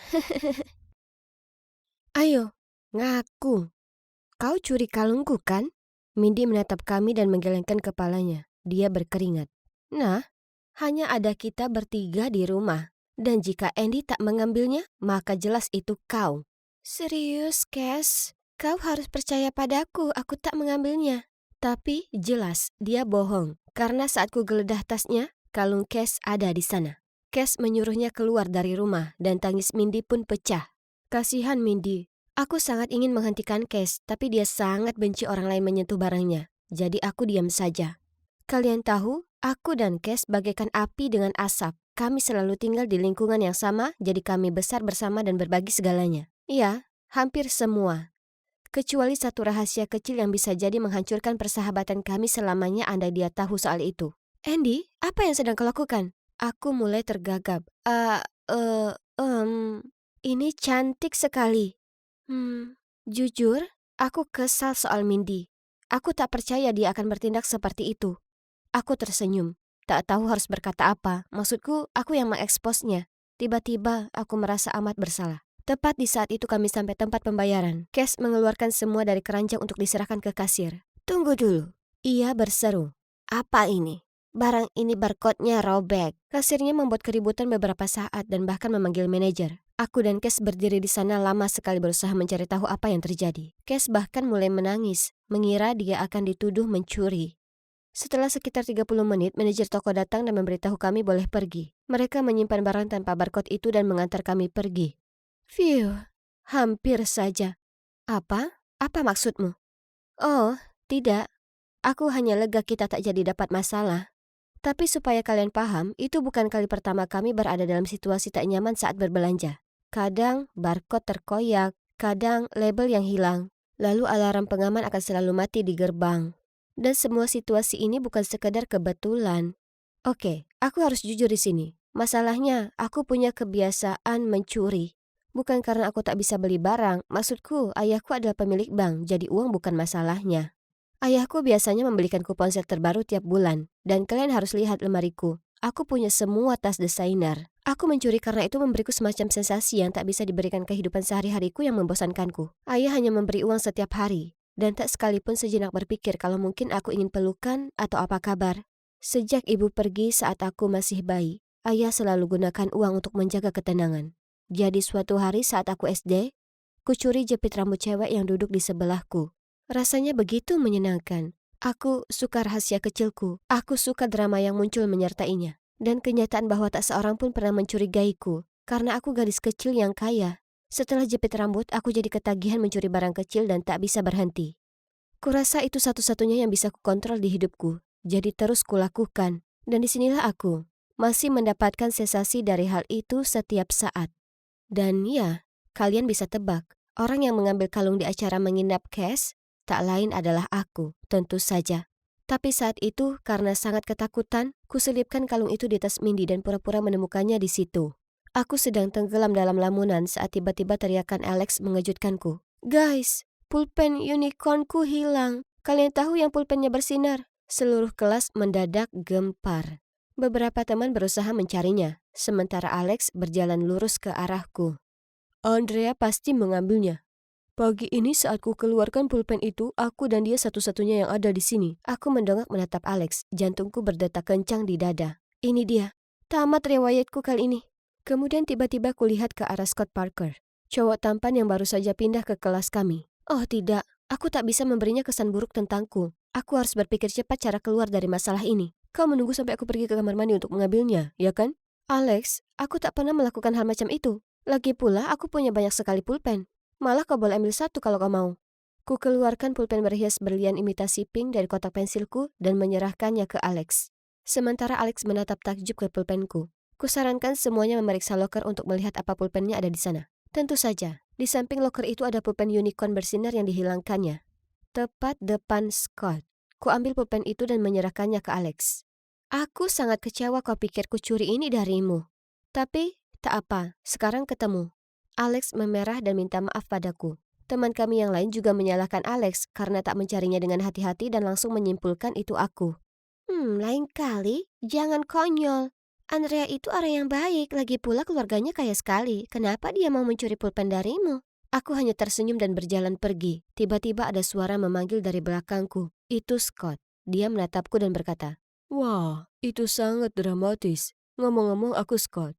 Kau Andrea, kan?" Maaf kalau ini agak terang-terangan, tapi ini nomorku." Maaf? Apa aku bermimpi? Tentu saja aku kirim pesan padanya segera setelah aku pulang. Dia bilang dia sangat kagum bagaimana aku menangani masalah itu. Segera kami ngobrol tiap hari, dan akhirnya dia memintaku jadi pacarnya. Aku senang sekali. Tapi ada satu masalah kecil. Sejak kami mulai pacaran, aku merasa sangat malu tentang kebiasaan burukku mencuri barang-barang. Aku bertekad untuk menyudahi, tapi itu tak akan mudah. Suatu hari Scott datang menjemput dan bertanya apa aku ingin pergi ke toko buku. Toko buku? Tidak, aku tak mau pergi ke sana. Boleh ke tempat lain saja? Kumohon. Melihatku panik seperti itu, Scott nampak kebingungan. Lalu dia menyarankan kami pergi ke rumahnya menonton film, yang mana aku tak keberatan. Semoga tak akan ada godaan mencuri di sana. Seorang wanita parubaya membuka pintu untuk kami di rumah Scott. "Oh, ini Sandra, pelayan kami." "Hai Sandra, aku Andrea."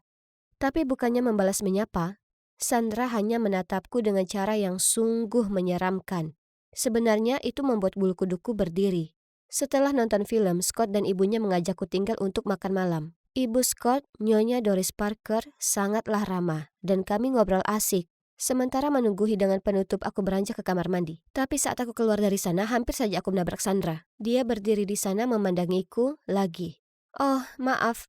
Dia tak berkata apapun, tapi hanya terus memandangiku dengan cara yang aneh ini. Oh ya ampun, kenapa dia memandangiku seperti itu? Esok paginya di sekolah, Scott memberitahuku ibunya baru saja kehilangan cincin yang berharga. Ibunya menyimpan nampan perhiasan di sebelah wastafel kamar mandi, dan setelah mencuci tangannya, dia lupa memakai kembali cincinnya. Setelah makan malam, cincin itu tak ada lagi di sana. Aku menenangkan Scott, lalu beralasan pergi ke toilet. Aku harus berpikir sungguh-sungguh tentang ini. Jujur, aku sudah bekerja keras supaya tak ingin mencuri di rumah Scott. Tapi saat kulihat cincin cantik Bu Doris, tidak, aku harus cari cara mengembalikannya. Tak ada yang boleh tahu soal ini. Dan aku sudah bersumpah pada diri sendiri bahwa aku tak akan biarkan ini terjadi lagi. Halo, Sa. Hah? Di mana Sandra? Oh, dia dipecat. Nyonya Parker berkata Sandra sudah mencuri perhiasannya. Oh ya, ada yang bisa saya bantu? Oh, tidak. Aku harus mengembalikan cincin ini segera. Kasihan Sandra. Scott turun ke bawah dan berkata dia membuat makan malam. Kulirik dari jendela melihat Bu Doris sedang minum teh di taman.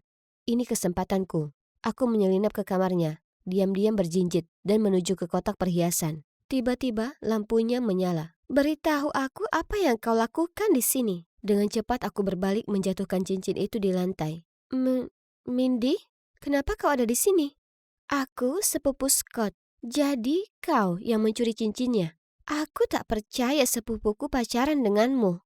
Mendengar keributan, Scott dan ibunya lari ke atas. Sementara aku masih kebingungan dan tak bisa bicara. "Ternyata kau juga yang mencuri kalung Cash, ya kan?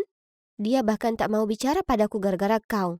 "Aku minta maaf, aku tahu ini tak baik, tapi aku tak bisa menahan diri. Aku sudah merasa sangat bersalah, jadi itulah kenapa aku mengembalikannya." Aku masih berlutut di lantai, kemudian ada tangan terulur untukku dan membantuku berdiri. Aku akan tangani ini. Ayo, kita ngobrol di luar. Ayo. Ternyata Bu Parker adalah terapis. Dia bisa tahu aku punya masalah dan menawarkan membantuku. Kukatakan padanya betapa aku merasa bersalah soal Sandra dipecat, dan aku tanya Bu Doris apa ia bisa menelponnya untukku supaya aku bisa minta maaf. 30 menit kemudian Sandra tiba. Begitu Bu Doris melihatnya, dia minta maaf dan menawarkan kembali pekerjaannya. Tapi, tidak, Bu. Aku adalah orang yang mencurinya dan layak untuk dihukum. Aku minta maaf Sandra, aku sudah mengaku ke Bu Parker kalau akulah yang mencuri cincin itu. Aku tak bermaksud membuatmu dipecat, aku hanya tak bisa menahannya. Kau tak melakukan kesalahan, itu saya. Saya yang serakah, dia tak bersalah. Apa yang sebenarnya terjadi? Jelas aku pencurinya, jadi kenapa dia membelaku? Kenapa kau lakukan ini? Apa kita saling kenal Sandra? Dan begitulah kebenaran mengalir. Sandra, itu ibuku. Ya, aku juga tak tahu bagaimana mungkin ini terjadi. Jadi menurut ceritanya, dia bertengkar hebat dengan ayahku saat aku bayi, lalu kabur keluar kota di mana dia mendapat pekerjaan bekerja untuk keluarga Scott. Saat mereka pindah ke Seattle, dia ikut bersama mereka. Meski dia gugup karena kembali ke tempat di mana aku dan ayah berada. Dia menanggung rasa bersalah begitu besar meninggalkan kami, dan tak pernah sekalipun dia menyangka akan bertemu denganku di rumah Scott. Aku sangat kaget sampai tak bisa bicara. Sudah kubayangkan momen ini seumur hidupku. Dan sekarang, disinilah aku, berdiri bertatap muka dengannya. Dan ia bahkan ambil alih kesalahan demi aku. Tak bisa kupercaya ini. Ibu, aku minta maaf aku mencuri cincinnya. Aku tak percaya ibu sungguh ada di sini. Sayang, kau tak perlu minta maaf. Akulah orang yang akan minta maaf seumur hidupku. Meninggalkan putriku seperti itu. Ibu macam apa aku ini? Bagaimana mungkin kau akan memaafkan aku? Kami berdiri di sana berpelukan yang rasanya seperti selamanya dan aku tahu di saat itu kalau aku tak akan mencuri lagi.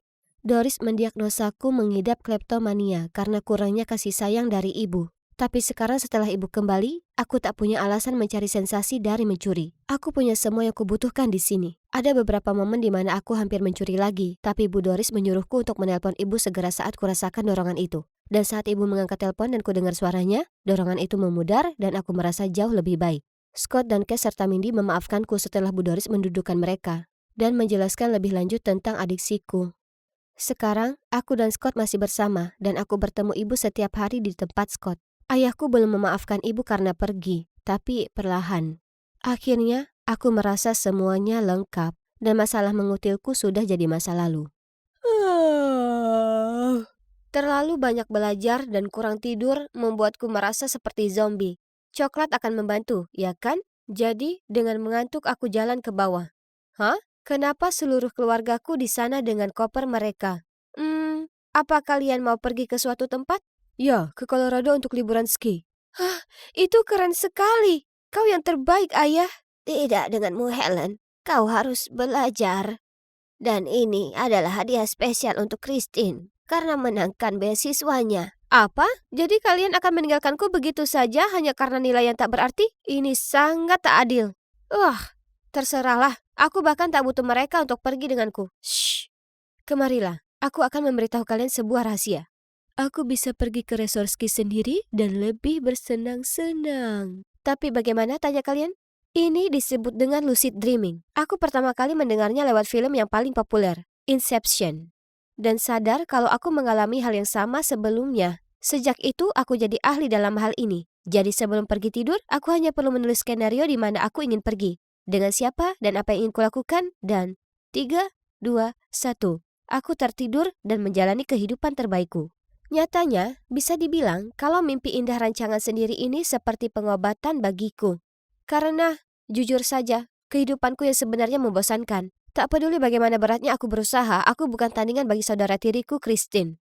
Di mata ayah dan nenek, anak dari seorang dokter di bidang fisika, dan juga cucu dari profesor sejarah, secara otomatis harusnya jadi ensiklopedia berjalan atau semacamnya. Tapi sayangnya, aku tak unggul dalam bidang akademis. Mereka perlakukan Christine seperti permata berharga, dan aku seperti batu tua membosankan. Tiap minggu biasanya dia dapat nilai sempurna atau memenangkan penghargaan. Lalu semua keluargaku menghujaninya dengan hadiah dan pujian. Sementara aku diperlakukan seperti orang asing di keluargaku sendiri. Memikirkannya saja membuatku ingin menjerit. Jadi mereka ingin aku tinggal di rumah dan konsentrasi untuk ujian besok, ha? Tidak, silakan berharap. Jadi sebaliknya, ku ambil penaku dan mulai menuliskan naskah mimpi yang luar biasa malam ini. Mari kita lihat. Itu benar. Roger yang menyebalkan itu berani dengan tega melempar permen yang kuberikan padanya ke sampah meskipun dia telah menggodaku. Dasar brengsek, aku pasti akan membalasnya malam ini. Berbaring di ranjang, ku pejamkan mataku dan mengulang kalimat. Aku akan mendapatnya keluar dari hidupku. Dan kalian tak akan percaya, dalam mimpi itu dia terus mengejarku seperti orang gila, tapi benar-benar ku abaikan dia. Helen, bangun, waktu hampir habis. Sahabatku Gabby menendang kursiku dan aku tersentak kaget. Oh tidak, tersisa hanya 5 menit. Dengan panik ku centang kertas dan segera menyerahkannya ke monitor. Hei, kamu tidak tidur atau bagaimana? Ya, aku begadang semalaman menulis naskah untuk mimpiku. Itu sepadan karena berhasil kubalas Roger. Bagaimana kalau kau dapat nilai jelek? Tak masalah, aku akan baik-baik saja saat pulang malam ini dengan mimpi indah dapat nilai A+. Hah, tapi ternyata semua tak semudah perkiraanku. Sore itu, saat aku sampai di rumah, aku hendak menyelinap ke kamar untuk menulis naskah hebatku selanjutnya saat ada yang meraih tali tasku dan menarikku ke belakang. Itu nenek dan ayah, dan mereka berdua terlihat marah. Berapa lama lagi kau akan hidup seperti ini? Pendidikan itu penting di keluarga ini, tapi kau sepertinya tak peduli. Apa kau sadar minggu ini saja gurumu sudah menghubungiku 3 kali? Tapi ayah, aku tak suka dengan pelajaran membosankan itu. Aku hanya suka. Tak ada lagi menggambar atau menulis ceritamu yang konyol itu.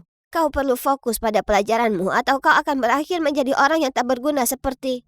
Ia tiba-tiba berhenti yang mana membuatku penasaran. Seperti siapa? Tapi tak satu pun dari nenek atau ayah yang berkata sesuatu. Mereka hanya beranjak pergi dengan meninggalkanku sendiri. Jujur, aku tak pernah ingin mengecewakan mereka seperti itu. Jadi kali ini akan kucoba yang terbaik supaya tak kecewakan mereka. Ayah, nenek, lihat, aku dapat B+ untuk ujian matematikaku. Tidak ada yang peduli.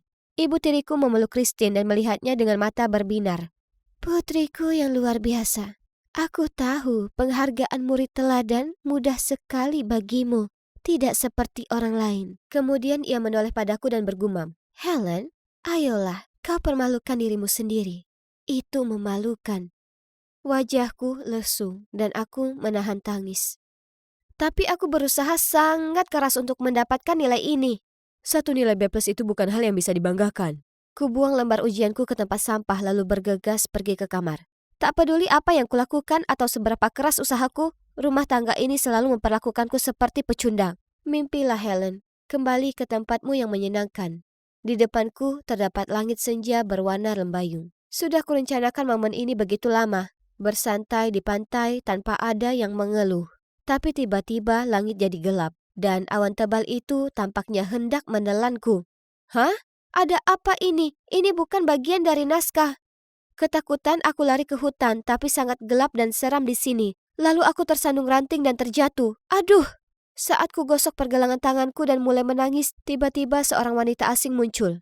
Dia membawaku ke rumah kayu di ujung hutan dan dengan lembut membantuku membalut lukaku. Wanita ini, ya, dia tak membuatku takut sama sekali. Sebaliknya, aku merasa hangat berada di dekatnya.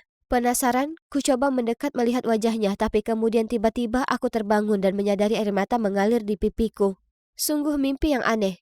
Aku segera menggambar semua hal yang kulihat. Hutan itu, rumah itu, tapi anehnya aku tak bisa mengingat wajah wanita itu. Kenapa kau menggambar semua omong kosong ini? Ayah merebut sketsa dari tanganku dan melihatnya dengan cemberut. Itu muncul di mimpiku dan... Buang itu semua. Mulai sekarang jika kulihat kau membuang-buang waktumu dengan gambaran bodoh ini lagi akan ada konsekuensinya. Ini sangat berlebihan. Aku tak bisa hidup tanpa menggambar. Ini satu-satunya yang membuatku tetap waras. Aku harus pergi dari sini, hidup dengan caraku. Lupakan mereka dan standar bodoh mereka. Akan kuciptakan duniaku sendiri. Aku pun mendiami kamar Gabby. Dan disinilah aku berada hampir seminggu.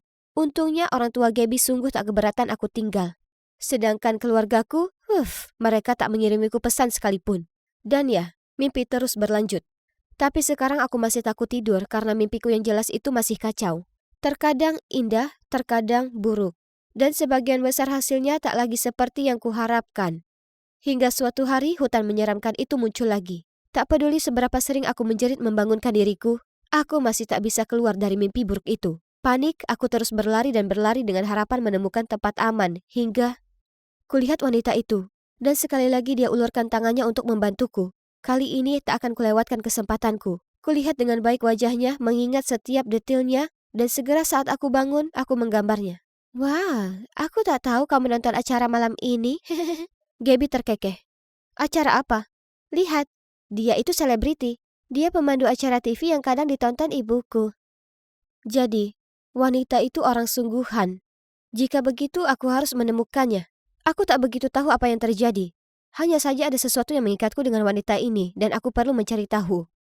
Untungnya, Gaby punya paman yang kerja di studio ini, dan dia memberi kami izin khusus untuk bertemu pembawa acara itu secara langsung. Saat kamera berhenti merekam, dia berbalik dan melihatku, lalu matanya membelalak karena terkejut. Helen?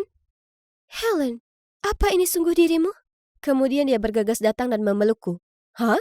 Apa yang baru saja dikatakannya? Kami tak saling kenal dan... Yang janggal adalah pelukan ini tak terasa asing sama sekali. Sebaliknya kurasakan sama hangat dengan saat dia merawatku di mimpiku. Saat dia melonggarkan pelukannya padaku dan tersenyum berseri-seri, aku berkata, dan Anda siapa? Sayang, ini aku, ibumu. Itulah saat kusadari sesuatu. Tentu saja dia ibuku. Lihat, kami punya mata yang sama. Tak perlu dikatakan ini kejutan besar. Kami saling berpelukan lama sekali disertai air mata. Lalu ibu mengajakku ke belakang panggung, mengambilkan segelas air, lalu menceritakan semuanya. Jadi setelah aku lahir, ibu pernah tertangkap skandal perselingkuhan. Ayah marah soal kerugian yang akan terjadi pada karirnya, jadi dia mendepaknya keluar dari rumah dan tak izinkan dia melihatku. Sekian lama setelahnya, ibu menemukan kalau nenek ada di belakang semuanya. Hanya karena ia tak menyetujui pernikahan ini, jadi ia menyusun ide itu. Tapi kenapa ibu tak pernah berusaha menemukanku, padahal selama ini ibu tinggal begitu dekat? Oh, tidak sayang. Aku selalu menjagamu. Suatu kali, beberapa tahun lalu, kulihat kau sedang bermain di taman. Rambutmu dikuncir dua dan... aku berusaha mendekatimu, tapi ayahmu mengancamku. Dia orang yang sangat berpengaruh, yang sebenarnya mampu menghancurkan hidupku. Dan kupikir tidaklah adil untuk menyeretmu melewati itu semua. Tapi semuanya sudah berubah sekarang. Aku tak akan meninggalkanmu sendiri lagi. Aku masuk ke rumah itu dengan biasa saja, dan semua orang berhenti melakukan aktivitasnya dan melotot padaku dengan jijik. Kau kembali. Jika kau tak siap belajar dengan baik, maka tak usah repot-repot tinggal. Aku menghela napas panjang, lalu berkata, ayah tak bisa memperlakukanku seperti ini lagi. Aku berusaha keras dan tak adil kalau ayah menghukumku hanya karena aku menjadi diriku sendiri. Jadi aku pergi dan aku tak akan pernah kembali. Kemana kau akan pergi? Itulah saat ibu masuk. Oh Tuhan, kalian seharusnya lihat raut wajah mereka. Nenek sebenarnya terlihat seolah ia telah menelan sekawanan tawon. Aku berdiam diri dan membiarkanmu memanipulasi dan mengontrolku. Nah, tidak lagi. Ku bawa putriku dan kami akan jalani hidup yang pantas kami dapatkan. Kemudian mengacuhkan kata-kata jahat mereka, ibu memegang lenganku dan menuntunku keluar dari sana. Jadi itu momen di mana ku tinggalkan rumah dan pindah dengan ibuku. Sekarang aku menggambar sebanyak yang ku mau. Malah, ibu membiarkanku membuat mural di dinding ruang tamu. Ini akan keren sekali ketika selesai. Oh, dan tentang lucid dream itu, aku tak lagi menulis naskah. Sebaliknya, ku sadari bahwa aku lebih baik fokus pada kehidupan realitaku dan menjadikan diriku versi terbaik dari diri sendiri semampuku. Lagi pula, sehebat apapun dunia mimpi, tak akan seindah seperti menjalani hidup secara langsung. Hai, aku Belle. Umurku 18 tahun dan hari ini adalah hari pertamaku di Boston College. Keren kan? Oh, tunggu. Sepertinya aku mendengar seseorang menangis. Kenapa kita tidak pergi berbelanja? Itu akan membuatmu merasa lebih baik. Tidak, aku tidak mau melakukan apapun. Tinggalkan aku sendiri. Tunggu. Gadis yang terisak-isak itu dia terlihat sangat familiar bagiku. Apakah itu dia? Lihat apa kamu? Gadis yang lain membentakku. Astaga, kenapa serius sekali? Keesokan harinya aku memutuskan untuk melakukan kegiatan bertetangga, jadi aku membawakan pie apple untuknya. Pintunya terbuka dan wow, dia tampak seperti baru saja kena badai. Rambut dan pakaiannya berantakan dan matanya bengkak. Oh, hai. Aku, Belle. Baru saja pindah ke sini. Senang berkenalan denganmu. Oh, hai. Aku Lara. Ya, Lara. Lara dari SD. Bagaimana mungkin dia tidak tahu kalau itu aku? Kemudian kenangan masa kecilku mulai muncul kembali di benakku. Saat itu aku sangat pemalu dan karena keluargaku punya masalah keuangan, aku selalu memakai pakaian usang. Aku kira ini menjadikanku sasaran empuk bagi beberapa anak jahat. Lalu suatu hari saat aku sedang berjalan pulang dari sekolah, anak-anak itu mengikutiku, mendorongku, lalu mulai tertawa sambil menggeledah tasku. Namun kemudian sebuah mobil mewah berhenti di samping kami, dan Lara mengintip melalui jendela dan berkata kepada mereka, "Biarkan dia sendiri, kalau tidak aku akan membatalkan undangan kalian ke pestaku." Setelah itu Lara pergi sebelum aku sempat mengucapkan terima kasih, dan anak-anak jahat itu langsung pergi. Melalui mata anak kecilku aku melihatnya sebagai bidadari. Dia cantik dan populer, tapi dia tetap berhenti untuk membantuku. Sayangnya, setelah kejadian itu, orang tuaku berpikir yang terbaik adalah memindahkanku ke sekolah lain, dan aku tidak pernah melihat Lara lagi. Ya, sampai sekarang. Terima kasih untuk pie apple-nya. Masuklah jika kamu mau. Oh ya, kalau kamu tidak keberatan. Aku masuk ke dalam dan, ya ampun, kamarnya berantakan. Pakaian berserakan di mana-mana. Sampah berserakan di lantai, dan piring-piring kotor berserakan di baskom. Sesuatu yang buruk pasti telah terjadi padanya hingga membuatnya terjerumus ke dalam kesedihan. Jadi, aku bertanya padanya ada apa, dan dia memberitahuku bahwa pacarnya baru saja putus dengannya. Bagian terburuknya adalah dia meninggalkan keluarga dan teman-temannya untuk pindah ke sini demi dia. Tetapi dia mengakhiri segalanya tanpa memberinya penjelasan. Kasihan Lara, perpisahannya sudah berakhir 2 bulan yang lalu, namun hal itu sepertinya masih segar dalam ingatannya. Aku mencoba menghiburnya, tetapi semakin aku melakukannya, dia semakin menangis. Keesokan harinya aku memutuskan untuk mampir dan memeriksa apakah dia baik-baik saja. Pintunya terbuka sedikit, jadi aku mengintip ke dalam dan melihat Lara yang tampak murung duduk di lantai, memeluk dan mengendus sesuatu.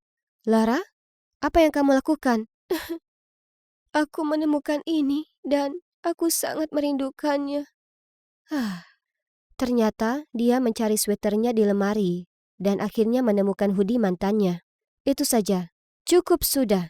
Sudah waktunya aku akhirnya membalas budi dan menyelamatkan Lara sama seperti saat dia menyelamatkanku di kelas 5 SD. Kamu tidak akan pernah move on jika barang-barangnya menatap langsung ke wajahmu. Aku mengatakan padanya sudah waktunya untuk membuang barang-barang mantannya. Dan apa kalian tahu, dia punya sekotak besar barang-barang mantannya. Aku melihatnya, dan saat itulah aku melihat foto mereka. Ini? Dia? Aku tidak bisa menyembunyikan kekagetanku. Ya, itu Cameron, pacarku, atau lebih tepatnya mantanku. Kenapa kamu bertanya? Oh, tidak apa-apa. Syukurlah kalian sudah tidak pacaran. Kata brengsek tertulis di seluruh wajahnya. Lalu kami membuang seluruh kotak itu ke tempat sampah asrama di lantai bawah. Gadis malang itu sepertinya ingin melompat ke sana untuk mengambilnya. Aku akan membantumu mengatasi orang ini. Aku janji. Kamu akan menyadari betapa menyenangkannya menjadi jomblo. Oh, kamu juga jomblo? Ya, tentu saja. Sekarang barang-barang mantannya sudah dibuang ke tempat sampah. Sekarang saatnya menjalani kehidupan jomblo yang paling bahagia. Setiap pagi aku mengajak Laura jogging keliling taman bersamaku dan menunjukkan padanya cara menyiapkan makanan sehat yang lezat. Percayakah kalian kalau dia bahkan tidak tahu cara merebus telur tanpa membakar pancinya? Ya, aku tahu. Ini mengagetkanku.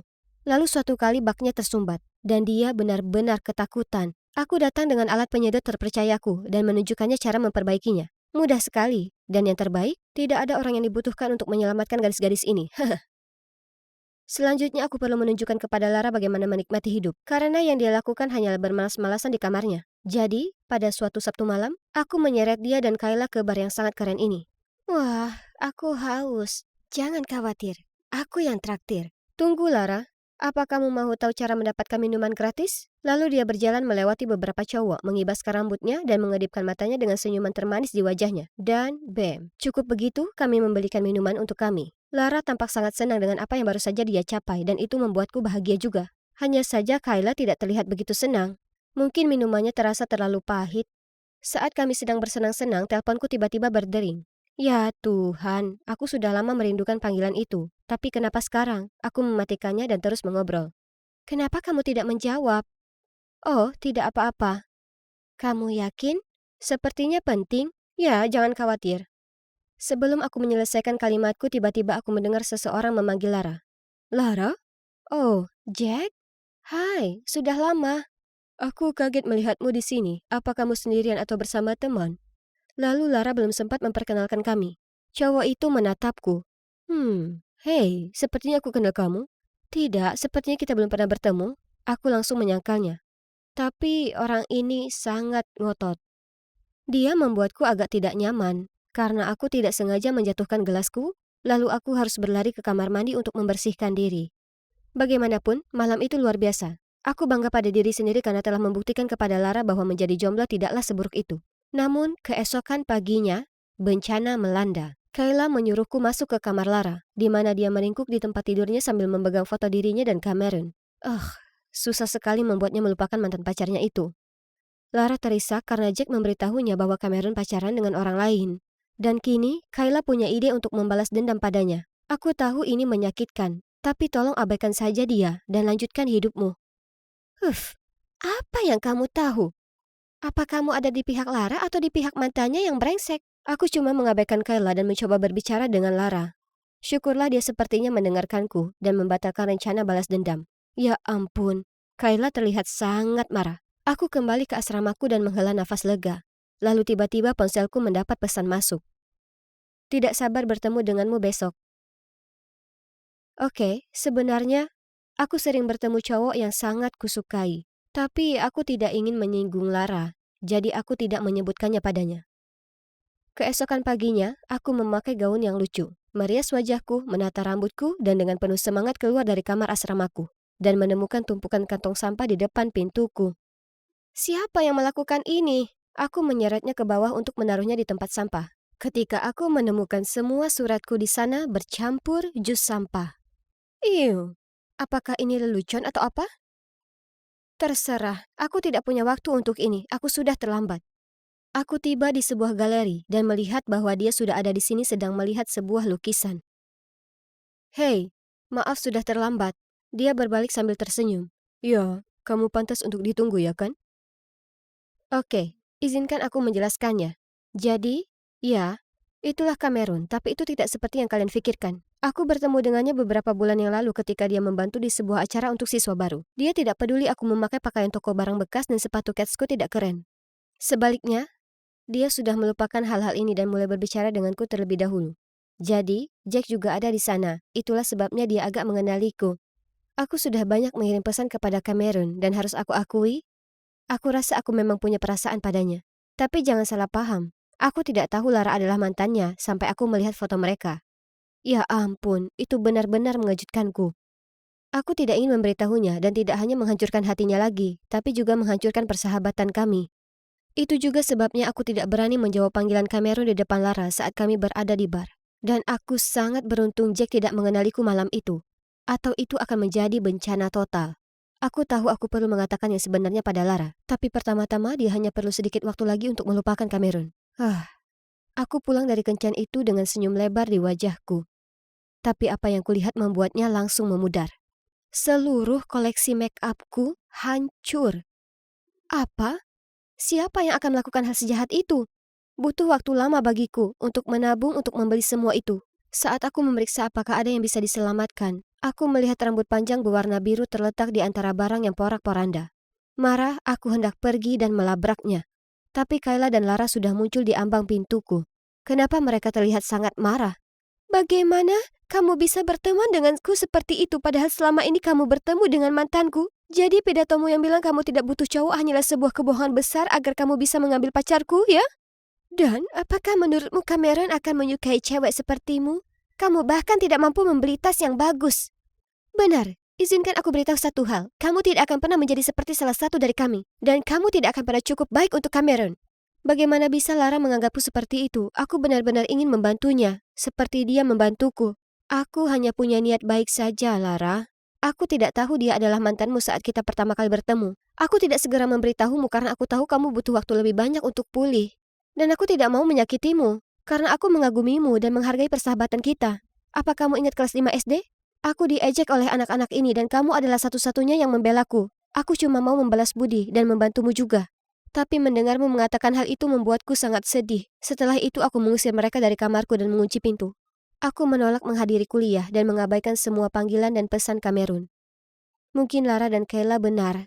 Cameron dan aku tidak seharusnya pacaran. Kami berasal dari dua dunia yang berbeda. Akhirnya beberapa hari kemudian aku harus keluar. Karena aku kehabisan makanan. Ketika aku melewati sebuah kedai kopi, aku melihat mereka, Cameron dan Lara, duduk bersama. Jadi Kayla benar. Cowok kaya seperti Cameron tidak akan pernah menyukai cewek biasa sepertiku.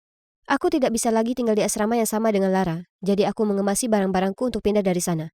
Tiba-tiba aku mendengar suara Lara. Apa kamu mau melarikan diri dari masalahmu sepertiku? Aku mengabaikannya dan terus berkemas. Kamu tahu, aku bertemu Cameron dan kami berbicara panjang lebar. Dia akhirnya memberitahuku alasan dia putus denganku. Itu karena aku terlalu bergantung padanya, dan aku tidak bisa melakukan apapun sendiri. Tapi kamu membantuku berdiri di atas kakiku sendiri.